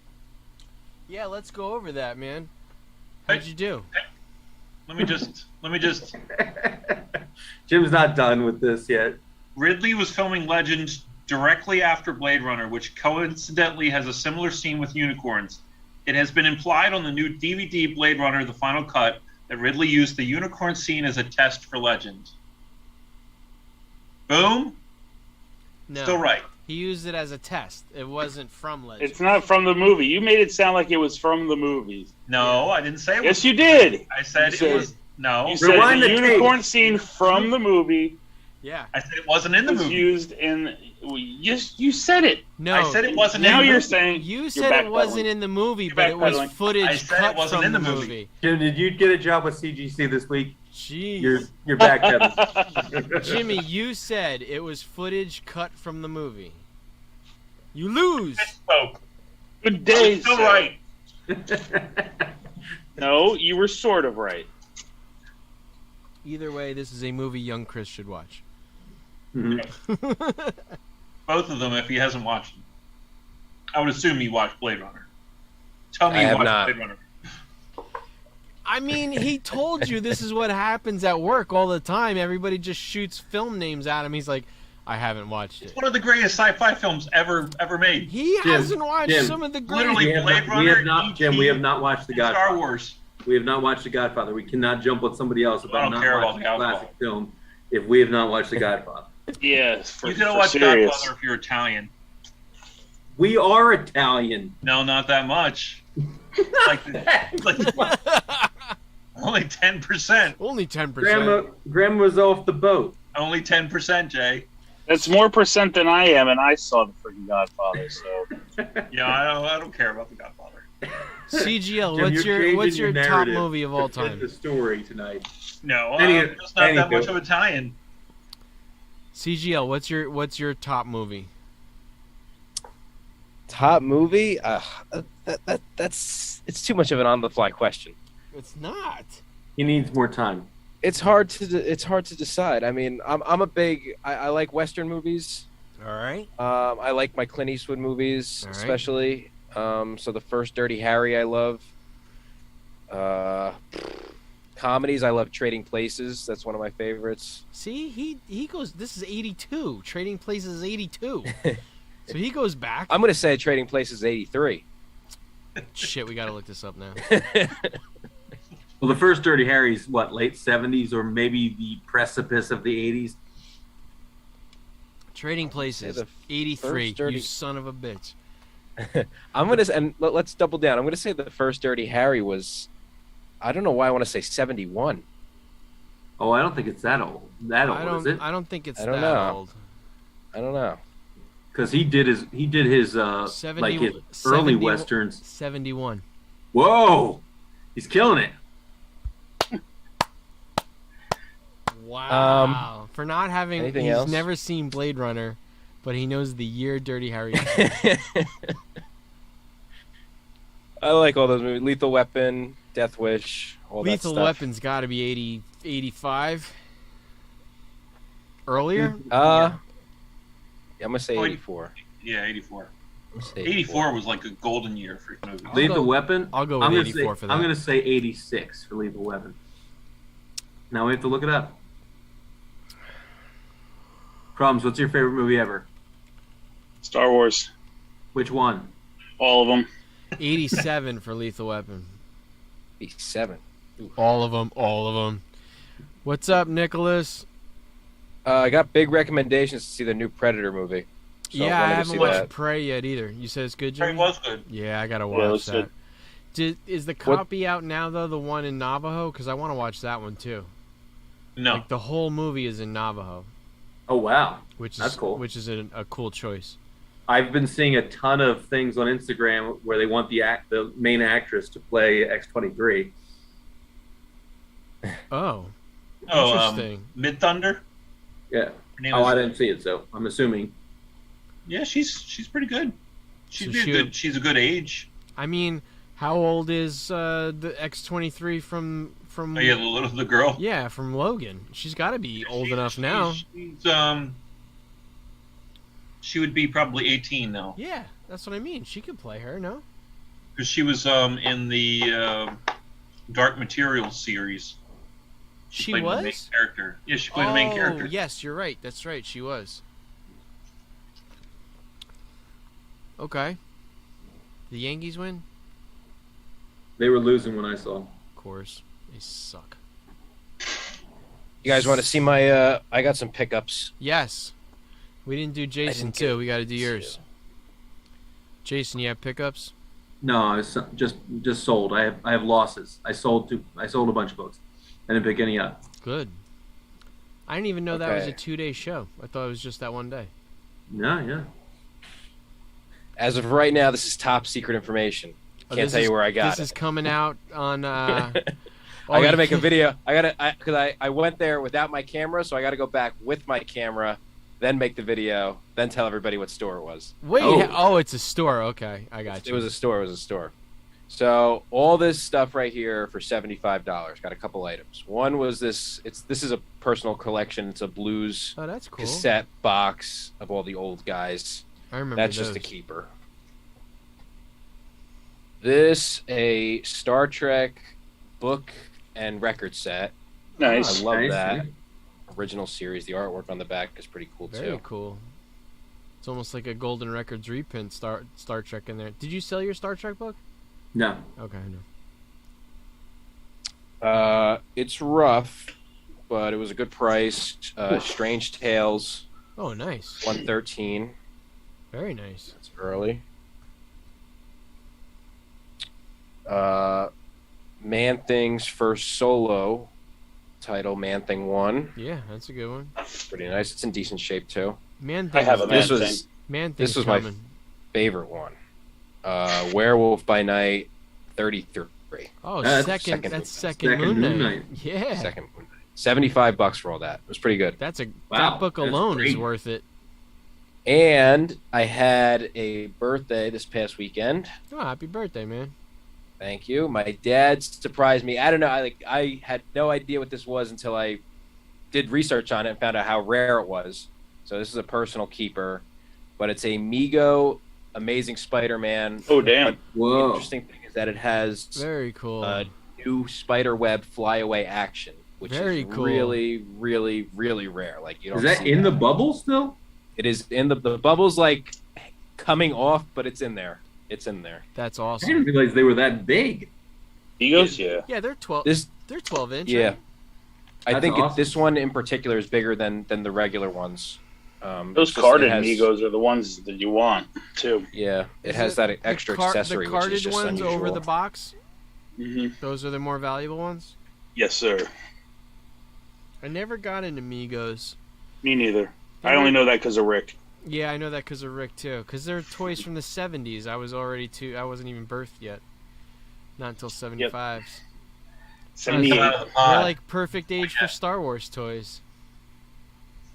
That's why I don't like. That's why we don't like Pokemon, because we were all out of high school by then. Yeah, right. Silly kids and their Pokemons. That's awesome, man. Nice pickup. That Moon Knight is a great book too. I just picked one up Yeah. recently. That's a It really was, it was a good fun one. weekend. I like You- the Star you- Trek So record. the That's the, awesome. I like you could that. not have gotten those at a comic book store because you wouldn't have gotten that smattering of stuff at a comic book store. he might have. I know you went to an antique It mall sounds and or like flea a, market, indoor yeah. flea market. This place is hole in the wall, but it will be Yeah, coming that's- soon. That's You'll be awesome. seeing it. That's cool. I know a lot of people based off of your telling them all went to that one coin store, and a lot of them have done pretty well there.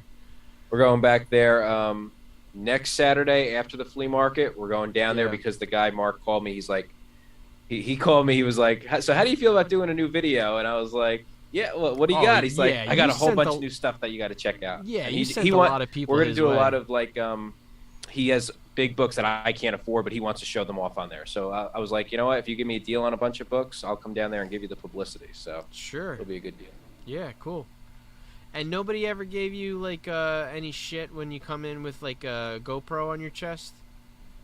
I had one store that the guy was just like, I'd rather you not record. in my store, and I was like, okay, that's fine, and I just bought some stuff and just left. Yeah. But like I talked to other people, it's like, why not? Why not just get the free attention? Unless he has a way or he has a reputation of, like, I can imagine some people, if they have a certain attitude about selling, might not come off the best way. Mm-hmm. I don't know. Well, I can see it. I think he was probably more concerned with the fact that you might discover the bodies in the back room. Yeah, exactly. That's cool, the one guy at Joker's Child comic book store, he was like, I was like, can I record in your store? And he was like, well, what do I get out of it? I was like, well, I'm going to spend some money with you. And he's like, all right, fine, go ahead. Yeah, and of course you'll send people his way. There's a lot of people in our area that watch these videos that are like, they're really excited about finding new places because it's tough. It's very competitive. It's hard. And the guy, our friend that Greg Hilliard. Yeah. Him and I, in sometime in September or October, he says he has a couple of hidden spots that we're going to go on a little adventure on one day down in the Pennsylvania area in Philadelphia. Excellent. So we're going to check that out. Yeah, that'll be fun. He finds some good stuff out there. He's definitely a good person to tag along with. Yeah, he's going on a vacation down to Virginia. He says the wife and kids aren't into comics, so he's going to leave them somewhere and drive about 2 hours and hit a bunch of stores. You guys go to the beach. I'm going to get in the car and drive around all of Virginia and try to find something. That's what I do when I go to Port St. Lucie. There's like there's 2 comic book stores, and there's like 5 Goodwills that I like to go to. I get a lot of shirts at Goodwill, and I send them all back up. I buy everything for like $1 or $2 because it's funny. Goodwill around here, those T-shirts are like $8, but down in Florida they're only $1, $1.50. So I send everything with a sports team on it, anything like that. I just buy them down there and send them up. There's a lot of Goodwills, and it's a lot of good investing. Speaking of Virginia, has anybody watched the This Is Guar? No, I didn't watch it yet. I did watch it. You did watch it? I did. It was on Shudder, right? Yeah. Okay. It was awesome. Yeah, I gotta watch that. Here's a good question. After you watch a movie or a show, like a new episode comes out, how long do you have to wait before you're allowed to talk about it? Minimum 24 legally, hours.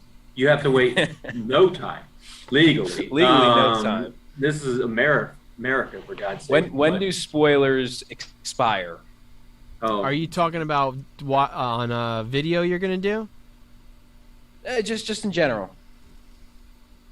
I think it's a sliding scale. Some people need you to wait like 5 months, and then other people wait 5 hours. If it's a weekly thing, like that's coming out, personally, you got, as long as the hype's died down, me and my friend Eric used to do a podcast, and we would wait 48 hours after something, and then we would say, hey, you had 2 days to watch it. If you're really stoked on it, you probably watched it. If not, don't listen until you have. Yeah, and that's it. I am one who likes to avoid spoilers at all costs, but that's on me. That's my responsibility, not yours. So if I feel like you guys want to talk about it, I'll either do something else, and you guys should be able to talk about it. It's not like up to you. Like, if you guys wanted to talk Sandman, I'd probably just mute and let you talk about it, But like something, I don't know. It's my responsibility to avoid spoilers, not yours. If you want to talk about it on a video, as long as you say spoilers. Yes and no, though, because people get ridiculous, and like while they're watching the show, we'll start posting stuff, and you're like, it gets to a point. I've actually blocked friends. Well, I mean, here's an example. Some dude 2 houses down asked us to watch this kid while he went to go see Star Wars. He comes home, picks up his kid, and he says, man, I can't believe they killed Han Solo. I wanted to fucking punch the guy in the face. I hadn't seen the movie yet, and it's like, dude, that's what I'm saying. You just ruined. But the movie literally came out that night, and I was gonna go see it the next day, and he literally spoiled it for me. It's like, that's messed up. I have the same exact story where the movie came out on like a Thursday or Friday. I go to school on Friday. I'm going to go see it over the weekend. I'm standing outside to go back into the school for like lunch or something. And there's just some kid standing at the front door. As everybody walks past him, he just goes, Han Solo died, Han Solo died, Han Solo died. And you don't know that as you're walking up to him. Oh, that's messed up. And it's just so like, this is what people are doing nowadays. Yeah. This is the new form of just terror. Even we, like, you know, me and Jimmy, we go on our, like, you know, guys' movie night out, and we always avoid talking until we get outside. We give, you know, we wouldn't do that, like, stand there in the lobby and talk about the movie. You can't do that. Oh, that's messed up. Yeah, but there needs to be loopholes in the law that people like that should be allowed to punch them in the throat. I should get a muzzle. Are you talking about it should be like NHL rules, like what happens on the ice you cannot actually get prosecuted for? Right. And you know, and you get 2 minutes for instigating. You get, you know, it's pretty fair if you ask me. I do often think while watching an NHL game, oh, that man would be behind bars for 7 years if this happened literally outside this 120 by 60 foot ice. If that happened up in the stands, they would both be in jail. Yeah, like he took his skate off and threw it like a tomahawk. It's crazy. And he gets 4 minutes for roughing. Right. And then on like the other end of the spectrum, I have like a friend that still hasn't seen the last few episodes of Mandalorian, and it's like, oh no, well, but we can't talk. I can't talk to you about it. I can't. I'm not going to be that guy that ruins it for you. He still doesn't know what happens, has no clue, just completely oblivious, and like I'm not going to ruin it. Oh, speaking of Prey, which this is not a spoiler. The guy who actually plays the Predator has now started filming for some unknown Star Wars project. But you know that with his stature and the fact that he just played a major villain, I'm sure it's probably going to be either kind of a Wookiee, Black or maybe a Bossk or something like that, a large creature. What was the timeline on Prey? Like, was it how far back did it go? 1700s. I think it's 1700s. I think that's kind of within the like 1715 or somewhere around there. Predator mythology is they go through. I mean, they've been hunting Earth forever, in different timelines to just try to find people that are worthy of battle. I gotta watch it. I gotta watch that one soon. It's a bit of a girl power thing, but they did it so well that it doesn't really care. It doesn't matter. Well, that's what Rick said. He's like, all right, come on, this 13-year-old girl's gonna be the Predator, and I'm like, yeah, I get it. Did you ask him what is the specific age of girl that he should think could be the Predator? Like, should she have been 31 or 27? What is the right girl age to be the Predator? True. Well, I mean, they've already proven that girls can be. I mean, there was a girl in. She was the main star in Alien vs. Predator 1, right? But she fought alongside the Predators and killed an alien. And she worked. Yeah, that was stupid though. That was dumb. Jimmy's all in on girls can't beat Predators or aliens.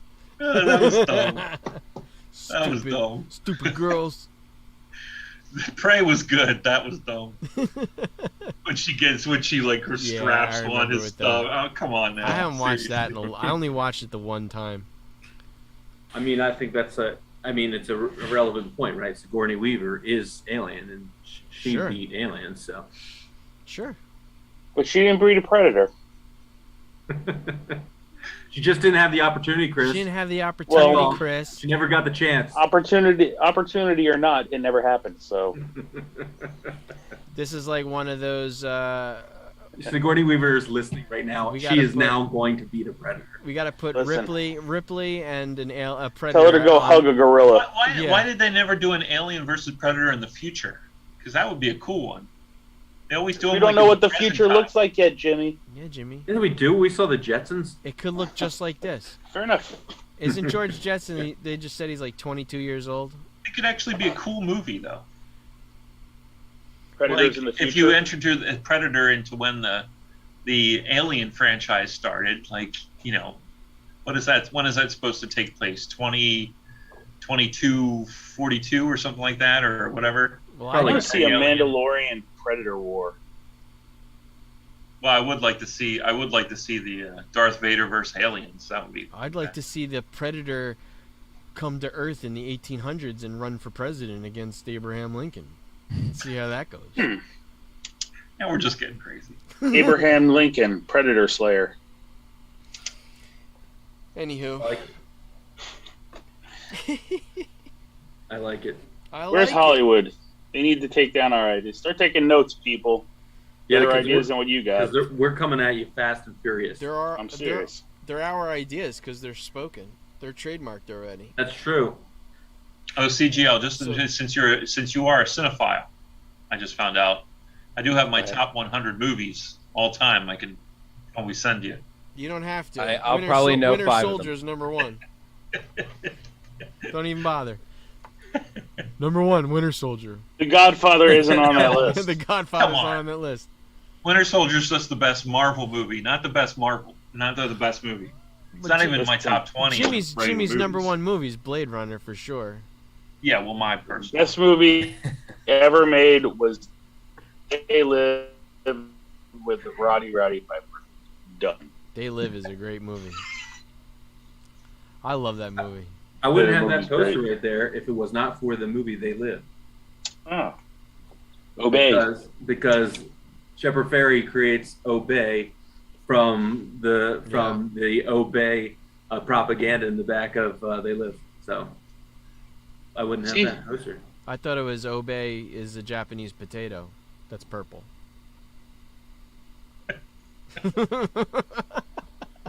That's not right. I've never had a Japanese potato. Actually, it's ube. It's not obey. That you're aware of, Chris.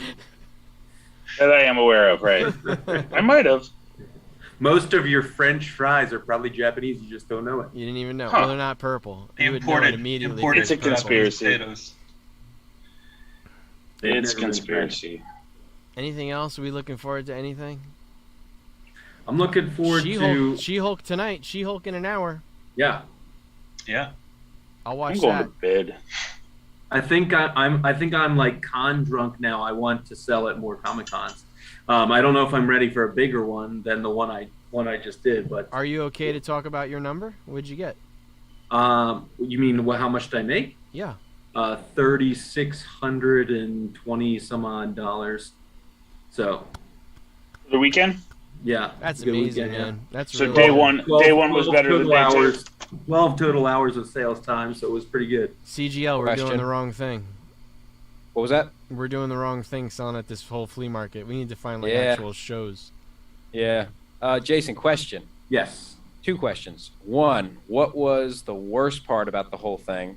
And 2, what was something that you didn't expect that happened? Like, what was a surprise? What color underwear are you What wearing? was the worst part? I guess the worst part is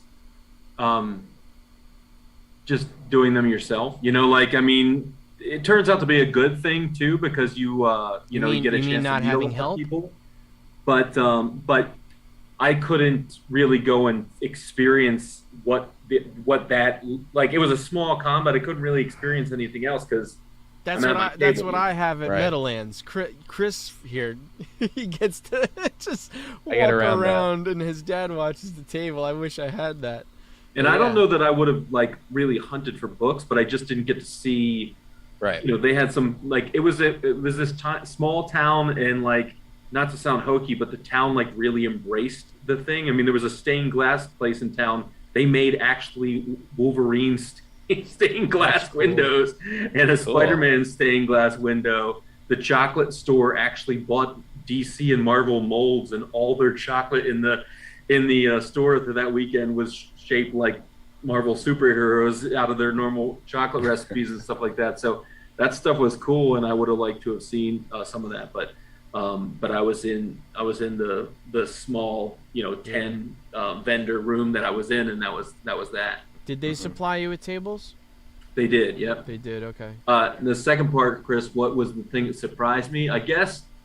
I mean, I sold 2 big books, and so I think that was a complete surprise. I didn't anticipate. I brought them with me. You know, you're always hoping, but most of the transactions were small, so they were mostly like $4, $8, $15. I think I had 53 sales total, and so they ranged from $1.50 on the low end to 2,500 on the high end. So like, and everywhere in between. So I think just the idea that I could sell bigger books at a smaller show was probably surprising. I mean, it was surprising to me, but it was the first time I'd ever done one. So you didn't sell the Star Trek, and you only had 3 major keys. You must have sold the other 2. I sold First Juggernaut and I sold Tech 359. So, follow-up question: going into the show, how flexible were you going to be on those big wall books? Like, did you come off your price at all, or were you firm on them? No, I priced them to move. I mean, I knew exactly where the books were at. I mean, 3 weeks ago, Tech 359 was a $2,100 book, and the fact that they canceled that movie, even though I don't think it should impact a 50-plus-year-old key that much. Especially one with a long history like Batgirl, it does. It impacts it, and I have to know that that's going to be the case. So, I bought that collection for what I bought the collection for. So, even though I roughly paid like $12 for each book in that collection. So, you have to be knowledgeable that that's going to happen. I don't have as much wiggle room on some of that stuff, and I didn't need to either. I didn't have to sell those books, so I was pretty firm on the big books, but I priced them to move anyway. And they were slightly below FMV. If you bought them from me at the show, you weren't going to be paying eBay. You weren't going to be paying any fees. There was not going to be any shipping. You could hold the book and look at it right then and there. You knew exactly what you were getting. So there's a lot of I included the tax in my price, whereas the tax is gonna be in addition on eBay or something like that. So I think there's a lot of you have some leverage in that way, but also felt comfortable selling them in that way because it wasn't hot. It was indoors. It was climate controlled, so I wasn't worried that I was going to take them and you were going to get friggin' Newton rings because the heat was going to warp the interior well plastic or anything like that. So I had a lot of confidence in that. Awesome. And was this all cash, PayPal, Venmo, Zelle? I had gotten a Square reader. Square, yeah. But I have one too. I only did $195, I think, in credit cards, and the rest was people were brought cash. So wow, that's great. Yeah, even for the tech, people bought with cash. Yeah, actually, to be interesting enough, when we go to New York, we will see the guy who bought my Tech 359. He actually works for Dave and Adam's Sports Card. Yeah, I know that one. He is the buyer of like one of their big comic buyers. Super nice guy. Dave and Adams has an auction site. I follow them. They have sales every week. Yeah, I didn't realize that. I mean, I actually told him, funny enough, because I purchased some, I purchased a hanger box or two off of David Adams. I was like, oh, your website actually sends me a push notification at 5:30 in the afternoon every single Friday. Yeah, GoingTwiceAuctions.com just bought something off of me on eBay. Yeah, they actually said that he told me that the Tech and the X-Men 12 would probably get sold into either the Japanese or Chinese markets. Like that's where they're going to go because most of those bigger keys, especially the Silver Age keys, are getting sold overseas. Interesting. So yeah, it was a good experience. I definitely learned a lot. I learned that you should still have $1, $2, and $3 books if you can afford to have $1, $2, and $3 books at your table. I know that's not always going to be the case because some bigger shows are going to be more expensive to sell at, so you're going to need to have that table space devoted to more expensive books. But people definitely there's all those different customer personas, and there are definitely the personas of people that like to buy cheaper books. I actually had a kid just say, I just want to buy dollar books. What was the cost to set up? It was $200 set up. For 2 days. That's good. It's not bad. Yeah, Do you guys have you have official Comic-Con dates when you're going? I'm going Thursday, Friday, Sunday. Yep, Jimmy and I are going. Going Friday with Dolph. I'm also Hey, going Chris, are Friday you and going Sunday. with us Friday, or are you going? Chris, up? you're going with us on Friday, right? Yeah. Okay. Yeah, I gotta hook up with Shire and see if he's coming too. Yeah, because I'm doing Thursday, Friday, Sunday. I always like to go on Thursday by myself. What's that? Eric going separate with his. Eric's not coming with us. He's going. I don't think he's going at all. He might be going Sunday with his son, but I don't think he's going at all. Okay. He might. I think he is going Sunday because I'm going with Nick. We might hook up on Sunday. Are you guys targeting anything to get? Dolph, you actually targeting anything? Thursday, I always go by myself because I like to go with whatever you guys want to do on Friday. I just go with the flow. But Thursday, I always go to Mondo. I always get 3 posters for my office. Whatever they have. I have like a office filled with movie posters. So I do that. I go to Toy Tokyo, see what they got. And then I go to Artist Alley and buy all the sketch cards I can get my hands on. And then that's it. That's kind of my agenda. I get sketch cards, posters, and any cool vinyl toys that are like, con exclusives if I can get some. I don't go out of my way to get on lines or try to get into raffles. I don't bother with that.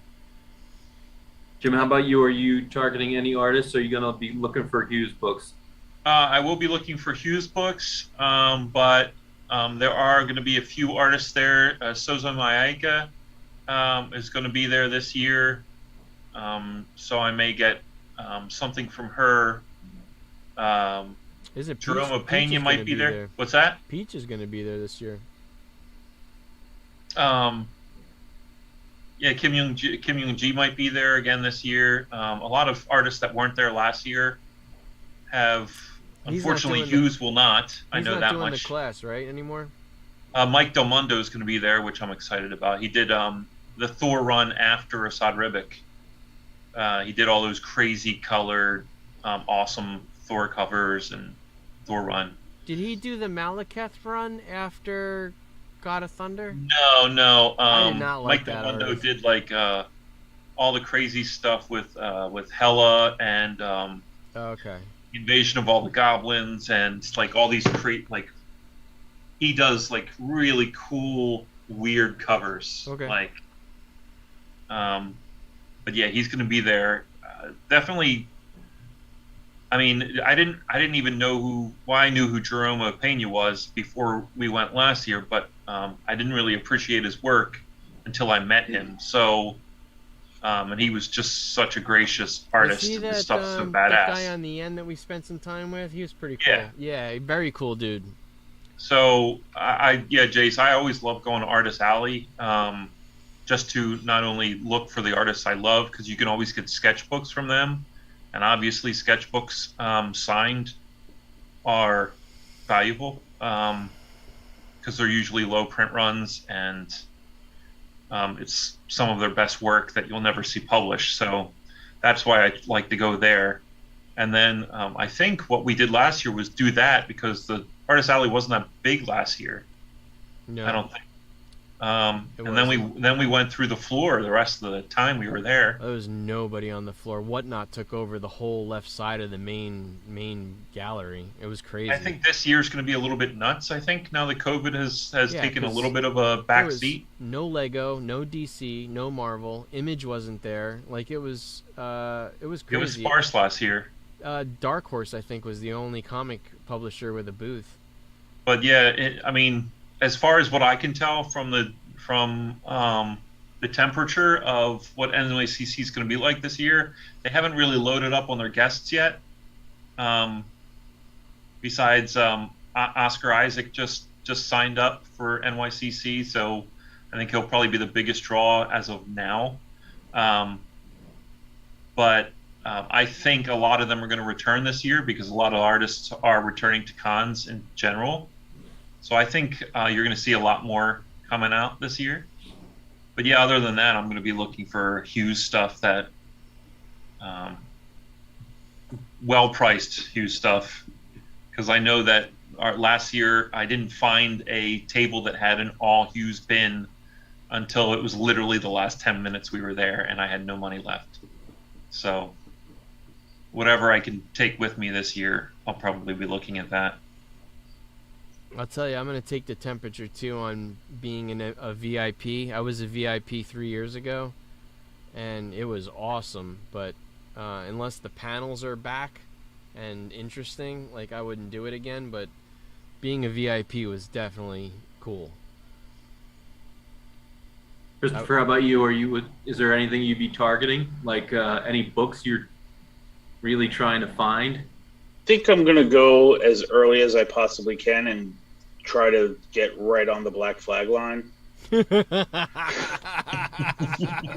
You mean as a heckler or as a customer? As a Well, heckler. just as somebody who's not gonna get the book, even if I'm like second in line. So. No, I think there's a bunch of stuff that I'm looking for. I'm gonna go indie shopping pretty much. I'm gonna avoid all of that exclusive covers. I'm not playing that game. There's always good ones too, but I'm just like, eh. Yeah, I got my sights set on Tynan and Kate's because I want to get some stuff. What's that? Are they gonna be there, or they're just gonna have books there? I don't know, but we'll see. Yeah. I just want to check that out, but mostly I just want to dig. That's really see if I could find any of the oddball stuff that I either need or don't need. But and Jay, you're either going to be in heaven and hell when you go to your first New York Comic Con, because there are plenty of those guys there that just have this is your dollar bin, and there's like 50 of them, except everything is out of order. And it's literally just a searcher's, like my boxes. Searcher's paradise. So I don't know. Guys there with like stacks of books, like a foot thick. I think I might dig. I mean, I'm not gonna look to corner any particular book, because I think any bigger books will probably be priced too high. But I think I'll dig, but then I think I'll probably just like find out what you guys are looking for and try and be a scout as much as possible too. And then I'd like to get pictures with some awesome cosplay for Griffin. If I see people, I'd like to get pictures with those folks. You'll get and just kind of like best place to get cosplay pictures, Jace, is in the lobby and at the food trucks. On Sunday. Yes. Dolphin, Chris Shire and I were sitting outside of the food trucks last year, and in a field day with all of the people walking past. Yeah, if you can. I don't think I've even been to New York in I don't know, probably 7 or 8 years. I guess it's been a long time since I've even been to the city. So if you can manage a Sunday ticket too, that's the cosplay parade. That's where you'll see most of them. That was one other thing I'm thinking about doing though too is I don't know if I'd do this, but I would consider bringing books that I would want to submit through CGC, based on the turnarounds that you're seeing some people getting by submitting through shows. That's something I would consider doing, but I also don't know that. I don't know, man. The turnaround hasn't been that bad. Like all of our books, when did I submit that? A month ago? Probably 2 months ago at this point already. Chris just has his 2 Jungle Actions. Mine back, and mine were like 3.5, 4 weeks. Yeah, Chris has his Jungle Actions, and that's it. And they're scheduled for grading.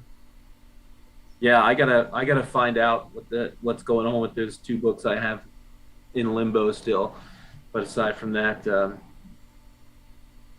I'm still gonna look for a Hulk one. Hopefully, I have enough by that time. I'm looking for a Clone Wars one. That was one thing that was interesting at the Little Con over the weekend. They actually did have a CGC. They had CGC Witness there because they had Roy Thomas there. Yeah. And he was only charging $10. He doesn't charge a lot. Claremont's the same way. He only charges like $5. Claremont will do anything you want for $5. That was Chris. That was maybe one thing I regret doing. And I don't know that I could have really changed anything because I just didn't have the books. But the fellow next to me is was selling books, he's had his shop for like 30 years, and he must have had 250 like keys that Roy Thomas was a bigger part in some way, shape, or form. And some of the books that now his books are priced pretty high for those books, so he didn't sell any of the really big ones. Like he had 2 Hulk 188 ones on the wall. I mean, he had huge books there too, but he didn't sell any of those really big ones. But he did sell like a lot of those, you know, $20, $30, $50, $80 kind of keys that Roy Thomas had a bigger part in, and to people who wanted to get them signed. So, like I said, I didn't have the books, so I couldn't magically make them appear. But I didn't even really think about that prior to going. Even if I had them, I wouldn't have been cognizant of the fact that that's a selling strategy that you should do. But lesson for next time. Dolph and I we were at Big Apple Con, and I pretty much went to go see Assad Ribic and meet him. Hanging out with him. You were having people literally just stop with a pile of books that they had just bought that he did covers of, and slapped them down on the cover on the table, and he signed them for him. Yeah, that's usually what they do. They'll sign for free. Chris, what are you looking to do at Comic-Con? Well, this is going to be my 4th time going to New York Comic Con, but it's my first time going as a comic buyer. I've always been a toy and collectible guy, so I can't really say that I'm looking for anything in particular, other than I want to make a great video. That's really my main goal. I want to, hopefully Jordan Hemborough, the toy hunter, has a booth set up. I want to. He hasn't the last 2 years. I haven't seen him in a while. It might have to do COVID related. I know he was pretty. Yeah. He was pretty. Do you know his partner walks by our table like every Saturday, right? Yeah. Okay. Yeah, Steve. You don't all the time. Exactly. But hopefully he's there. I'd like to get him on the channel and just shake his hand and say, you're part of my inspiration to do my own show. I miss his show, man. I love that show so much. It was so great. Good. It was really good. Everything about it was awesome. And he said that the ratings were great too. The reason that they didn't continue it was just like some political wanting to put in a new show. Yeah. He also said that because I asked him he's hunting a lot of toys in Europe and Brazil. Because there's a lot of like rare toys out there, so I heard that that's what he's doing now, focusing on that. But yeah, I like that show. I miss it. Yeah. Also, I'm going. I think I'm going Friday with friends, and then I'm going Sunday with my dad. So I'll probably use Friday as a scout, just to look around. I know I'm saying that, but I know I'm going to buy stuff. I'm not going to not buy stuff. So I'm going to be buying stuff a little bit here and there, just whatever's in my price range. And then maybe on Sunday I'll go with kind of like a $300 to $500 budget, and just see if there's any wall book that really strikes my attention. If somebody wants to, on the last day, kind of wiggle on the price a little bit. Yeah. I'm always just going to try to get the discounted price on a bigger book, but that's a maybe. I'll probably end up. I just want to make a good Sunday. video. I'll scout like 4 Hulk ones and see what I can get for cash.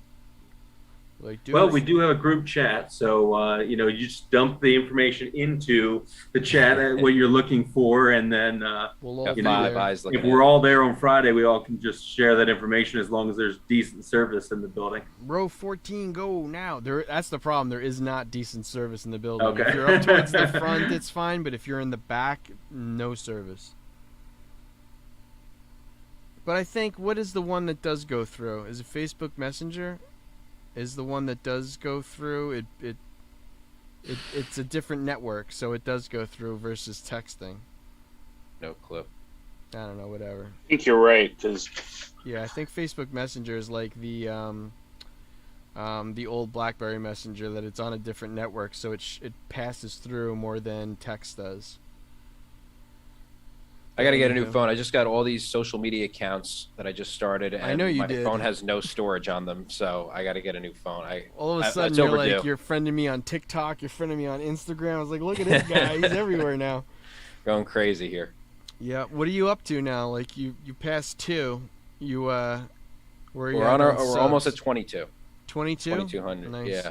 Yeah, I just passed 1700, which is cool. I'm looking forward to getting to 2. Did you watch that video by any chance that I sent you? The one with the lady? No. No, that was a short. Which one did you send me? I sent you a video via text message because you had asked me the last live stream kind of what I was thinking as far as social media posts. So I watched a guy that did a good social media video, but I mean, what his ideal goal as to what you should, quote unquote, should be posting as a content creator. Oh. He says you should be putting up 15 to 20 posts a day. Yeah. And I'm like, that's a little much, but I could probably do about 5 to 10 posts a day across all social media. So that's what I've been cranking out. That's crazy. I don't have the energy for it. And not only that, it would be so uninteresting. That's the thing is with my flea market videos, I can snip it out. I don't have to make anything. I can just snip it out so many little clips and do like those little TikToks and shorts that I'm like, I was listening to what he had to say and I was like, yeah, this guy's actually making a good point. I could be utilizing what I already have. So how did your first few shorts do? Because they were good. I have a TikTok that blew up. Really? It's my third one. It's got like 20,000 views and like 500. I'm like, what okay, am I doing wrong? This is real. I swear to God, you start YouTube a year after me. You have 2,200 subs. You start TikTok and in 10 minutes you have more than I have cumulative. It's unbelievable. People like that flea market content. I guess. Yeah, you're doing great, That's man. it. Congrats. It's awesome. Thank you. But just getting the feet wet in that. Getting his feet wet. He's already like Charlie D'Amelio for comics. He's gonna start dancing and doing like. Check out my comic. Next, he's gonna have his own Dunkin' Donuts flavor. That's great. When I start dancing on TikTok, that's when I've sold out. That's it. You've officially sold out. You're gonna do some like dabbing comics. I know where Dolph and Chris are going to at Artist Alley. Where am I going to? Peach Momoko. Yeah, I said that before. I'm definitely gonna check her out. I know she doesn't speak a lick of English, but I'd definitely like to show my appreciation. Maybe get an autograph. I would love to commission a sketch card, but I'm sure she's booked already. Oh, that's too. Because I'm sure a sketch card's probably like $300, $200. Christopher, you gotta line up. You gotta line up that truck for that Saturday, so I can go help you get all those books out of that your dude's mom's garage or whatever. Oh yeah, I'm still working them over. I saw him twice in a row this week, and I'm like, killing me, Smalls. I'm coming over. Just give me your mom's address. You know what I always wanted to do that I've seen people do is like one of those mashup boards. Like they'll get like the what is it, the 11x17 Bristol board, and then just like have artists do like, I want you to do a Harley Quinn, I want you to do a Swamp Thing, you do a Superman, like you're known for whatever, like, and I love when people do those, like those big mashup things. Those are cool. I saw a really cool Instagram post the other day. This fella has a small artist journal that over the course of years he's just had his favorite artists do their interpretation of the Punisher skull on one page per. Oh, that's cool. He has like 90 pages of the Punisher skull now. I thought it was really cool. And he has huge artists too, but just such a simple idea how done it quickly. iterates. Yeah, that could be done really quickly too. That's an interesting idea. Yeah, and you don't have to fully render it either. You could just do it like a black line. Good idea for you, Jimmy. Jimmy, one of these days you're going to have to do a commission to somebody. Like if you know like Adam Hughes is going to be there, like contact him a month before and like, listen, I'm going to be at New York Comic Con. How much for like an 11x17 full color of whatever character? I mean, Mike Del Mundo is going to be there. I would love to get a Thor from him. Reach out now, because he's probably filling up his commissions already, and find out what he is. Like if it's only like, you do a postcard and it's only like $100, not fully rendered, like just maybe black and white. Do it. That'd be awesome. I mean, just go by his booth, have a conversation, pick it up. That'd be really cool. Now's when you got to do it, though. Their commissions are going to start filling up fast, especially the big guys. But anywho, all right, you ready? Ready to So go. were you guys doing the flea market this weekend? I mean, it just said rain. I looked there yesterday. It said rain. I was like, you got to be shitting me. But I'm going. I don't care if it says. What's my number? 40% chance or below. I'm going. I don't care anymore. I would make it 90% or below. Yeah, you got to go. Ridiculous. Chris, did you see the same thing? I haven't checked yet, but the last time it was 60% and it didn't rain. Yeah, and Chris is over there making it rain. Yeah, it was raining, but not from the sky. All right, this says Saturday 90 and cloudy. I'll take that. Nothing but dead presidents. But let's just face the facts. We all know that if Dolph goes, it's going to rain. If I go, it's gonna rain. If I don't, it's not. It's gonna be Well, the beautiful. one day I went with you, it rained, but we had the tent set so up. That's the part where I told Chris I kind of had a little, like I say PTSD, but I got a little crazy because all of a sudden there was a mad rush of people that trying to get under the tent, and I had no control over who was where, and that was a little bit much for me. Yeah. I was too worried about that seam in the middle and water pouring down on my table than I was worried about who was at my boxes or. Yep. Yeah. So yeah. I mean, like, who knows? I could have lost a whole bunch of stuff in that 20 minutes and not even have known it. Well, we had a bunch of people just hanging around underneath the table too, or underneath the tent. So. Yeah. You think there'll be a problem if I try to sell my Red Ryder BB gun? No. No I don't problem. think so. Not in central Pennsylvania, there wouldn't. I mean, That I know. Where'd That I know. Where'd you buy it, Chris? What was that? Did you buy it like an antique store? I got it at the Wayne Toy Show. I mean, they didn't have a problem with it then.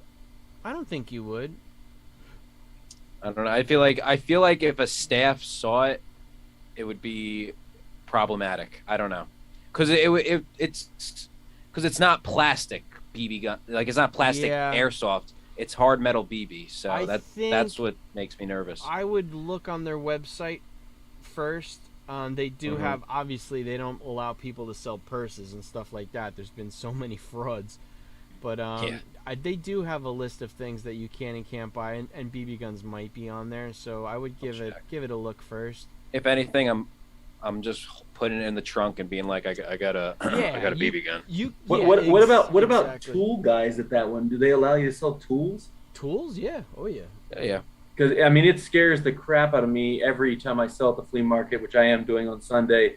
Here, I see at least one or two, 3 or 4 teeth ladies or gentlemen that are walking around twirling an axe in their hand, and it just always. Oh yeah, no, we got a lot of tool guys. Sets me. It always is uneasy for me. I'm like. We do have a knife guy also. Yeah, we got a knife guy. The Russian guy sells a lot of knives too. Yeah, maybe I'll be all right. Yeah, you'll be all right. I don't know. You know what? You can always just play stupid. I just hate to get yelled at by the owner. He's such a douche. Yeah. But he'll scream at you if you can't sell it. But there's that one nice guy that comes around, the black dude with the yellow shirt. He's super nice. So he's the one. He's got a walkie-talkie. Like if you see him and he just said like, "Listen, I don't think you're like no problem." I'll check that the other website, guy, he screamed at me because my table was 1 foot over the white line. He screamed at me. I was like, "Dude, I just started selling here a month ago. I didn't know." He's like, "Well, don't do it."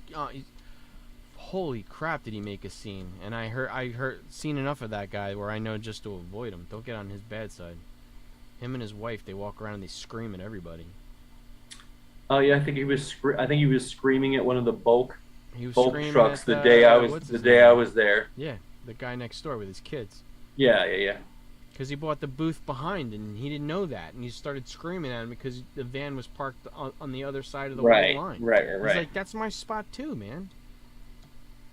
Screaming at him. Yeah, I'm hoping the same thing. I like for whatever reason I posted on Facebook Marketplace about selling at the market on Sunday, and I'm getting like a ton of traction, which I typically don't get, and so I'm excited to sell on Sunday as well. And but who knows? We'll see. Nice. The weather here is the same right now, 60%, but it's 5 days away, so I'm not. Or 4 days away, so I'm not super concerned about it yet. Chris, for the first time, I think I'm gonna on Sunday, if the weather's nice, I might go to see Columbus. I've never been there. Everybody keeps telling me to go there. Have you ever I been? go to. We've gone a handful of times, but not recently. Not in like the last 4 years. If I go, I'll give you a heads up. Maybe we'll hook up. Yeah. What was I gonna say? Not this Saturday. So after this flea market, but after the following Saturday, I'm going back to that. I think I told you I'm going back to that guy's comic book store. Yeah. He's in Hazlitt, New Jersey, a little bit south. That's the coin guy, right? Yeah. Yeah. But he I said gotta he has a new check that collection out. of stuff. So Every time I gotta pick up Pokemon cards for Rick at the comic store, I want to go that way. He's only like another 20 minutes out of the way. But yeah. I'm kind of in sell mode. I'm not really in buy mode. Yeah. So I see Comic-Con getting closer and closer, and I need more money to get what I want to get. Yeah, I had a mild heart attack yesterday at work because I thought I had not requested the days off yet. Not that I couldn't do it closer to. I have like 4.5 months worth of vacation time right now, but I looked and I had already I took Thursday and Friday off, Jim. So I'll probably really mosey on out there Thursday and try and hit as many flea market antique mallies as I can on Thursday on my way out, and then just get there somewhere around dinner time. Like around for Comic-Con, you mean? Yeah. Yeah. Sounds good. All right, boys. I think that's it. It's over. Thanks everybody who's still watching. I think there's 4 of you. That's pretty cool. Congrats on the grades, Yeah, Chris. By the way, congrats I on think the grades. Thank you. I'll bring them with me and make sure you get them on Saturday. Sounds like a plan. Unless it pours. Thank you for the press, though. Appreciate You're that. welcome, man. It's my pleasure. My pleasure. I'm happy you got the grades you got. That's exciting for me. That was good. I love it. All right, guys. Have a good night. All right. See you guys. See you guys. Good night. Chris, see you Wednesday. Saturday. See you. Saturday.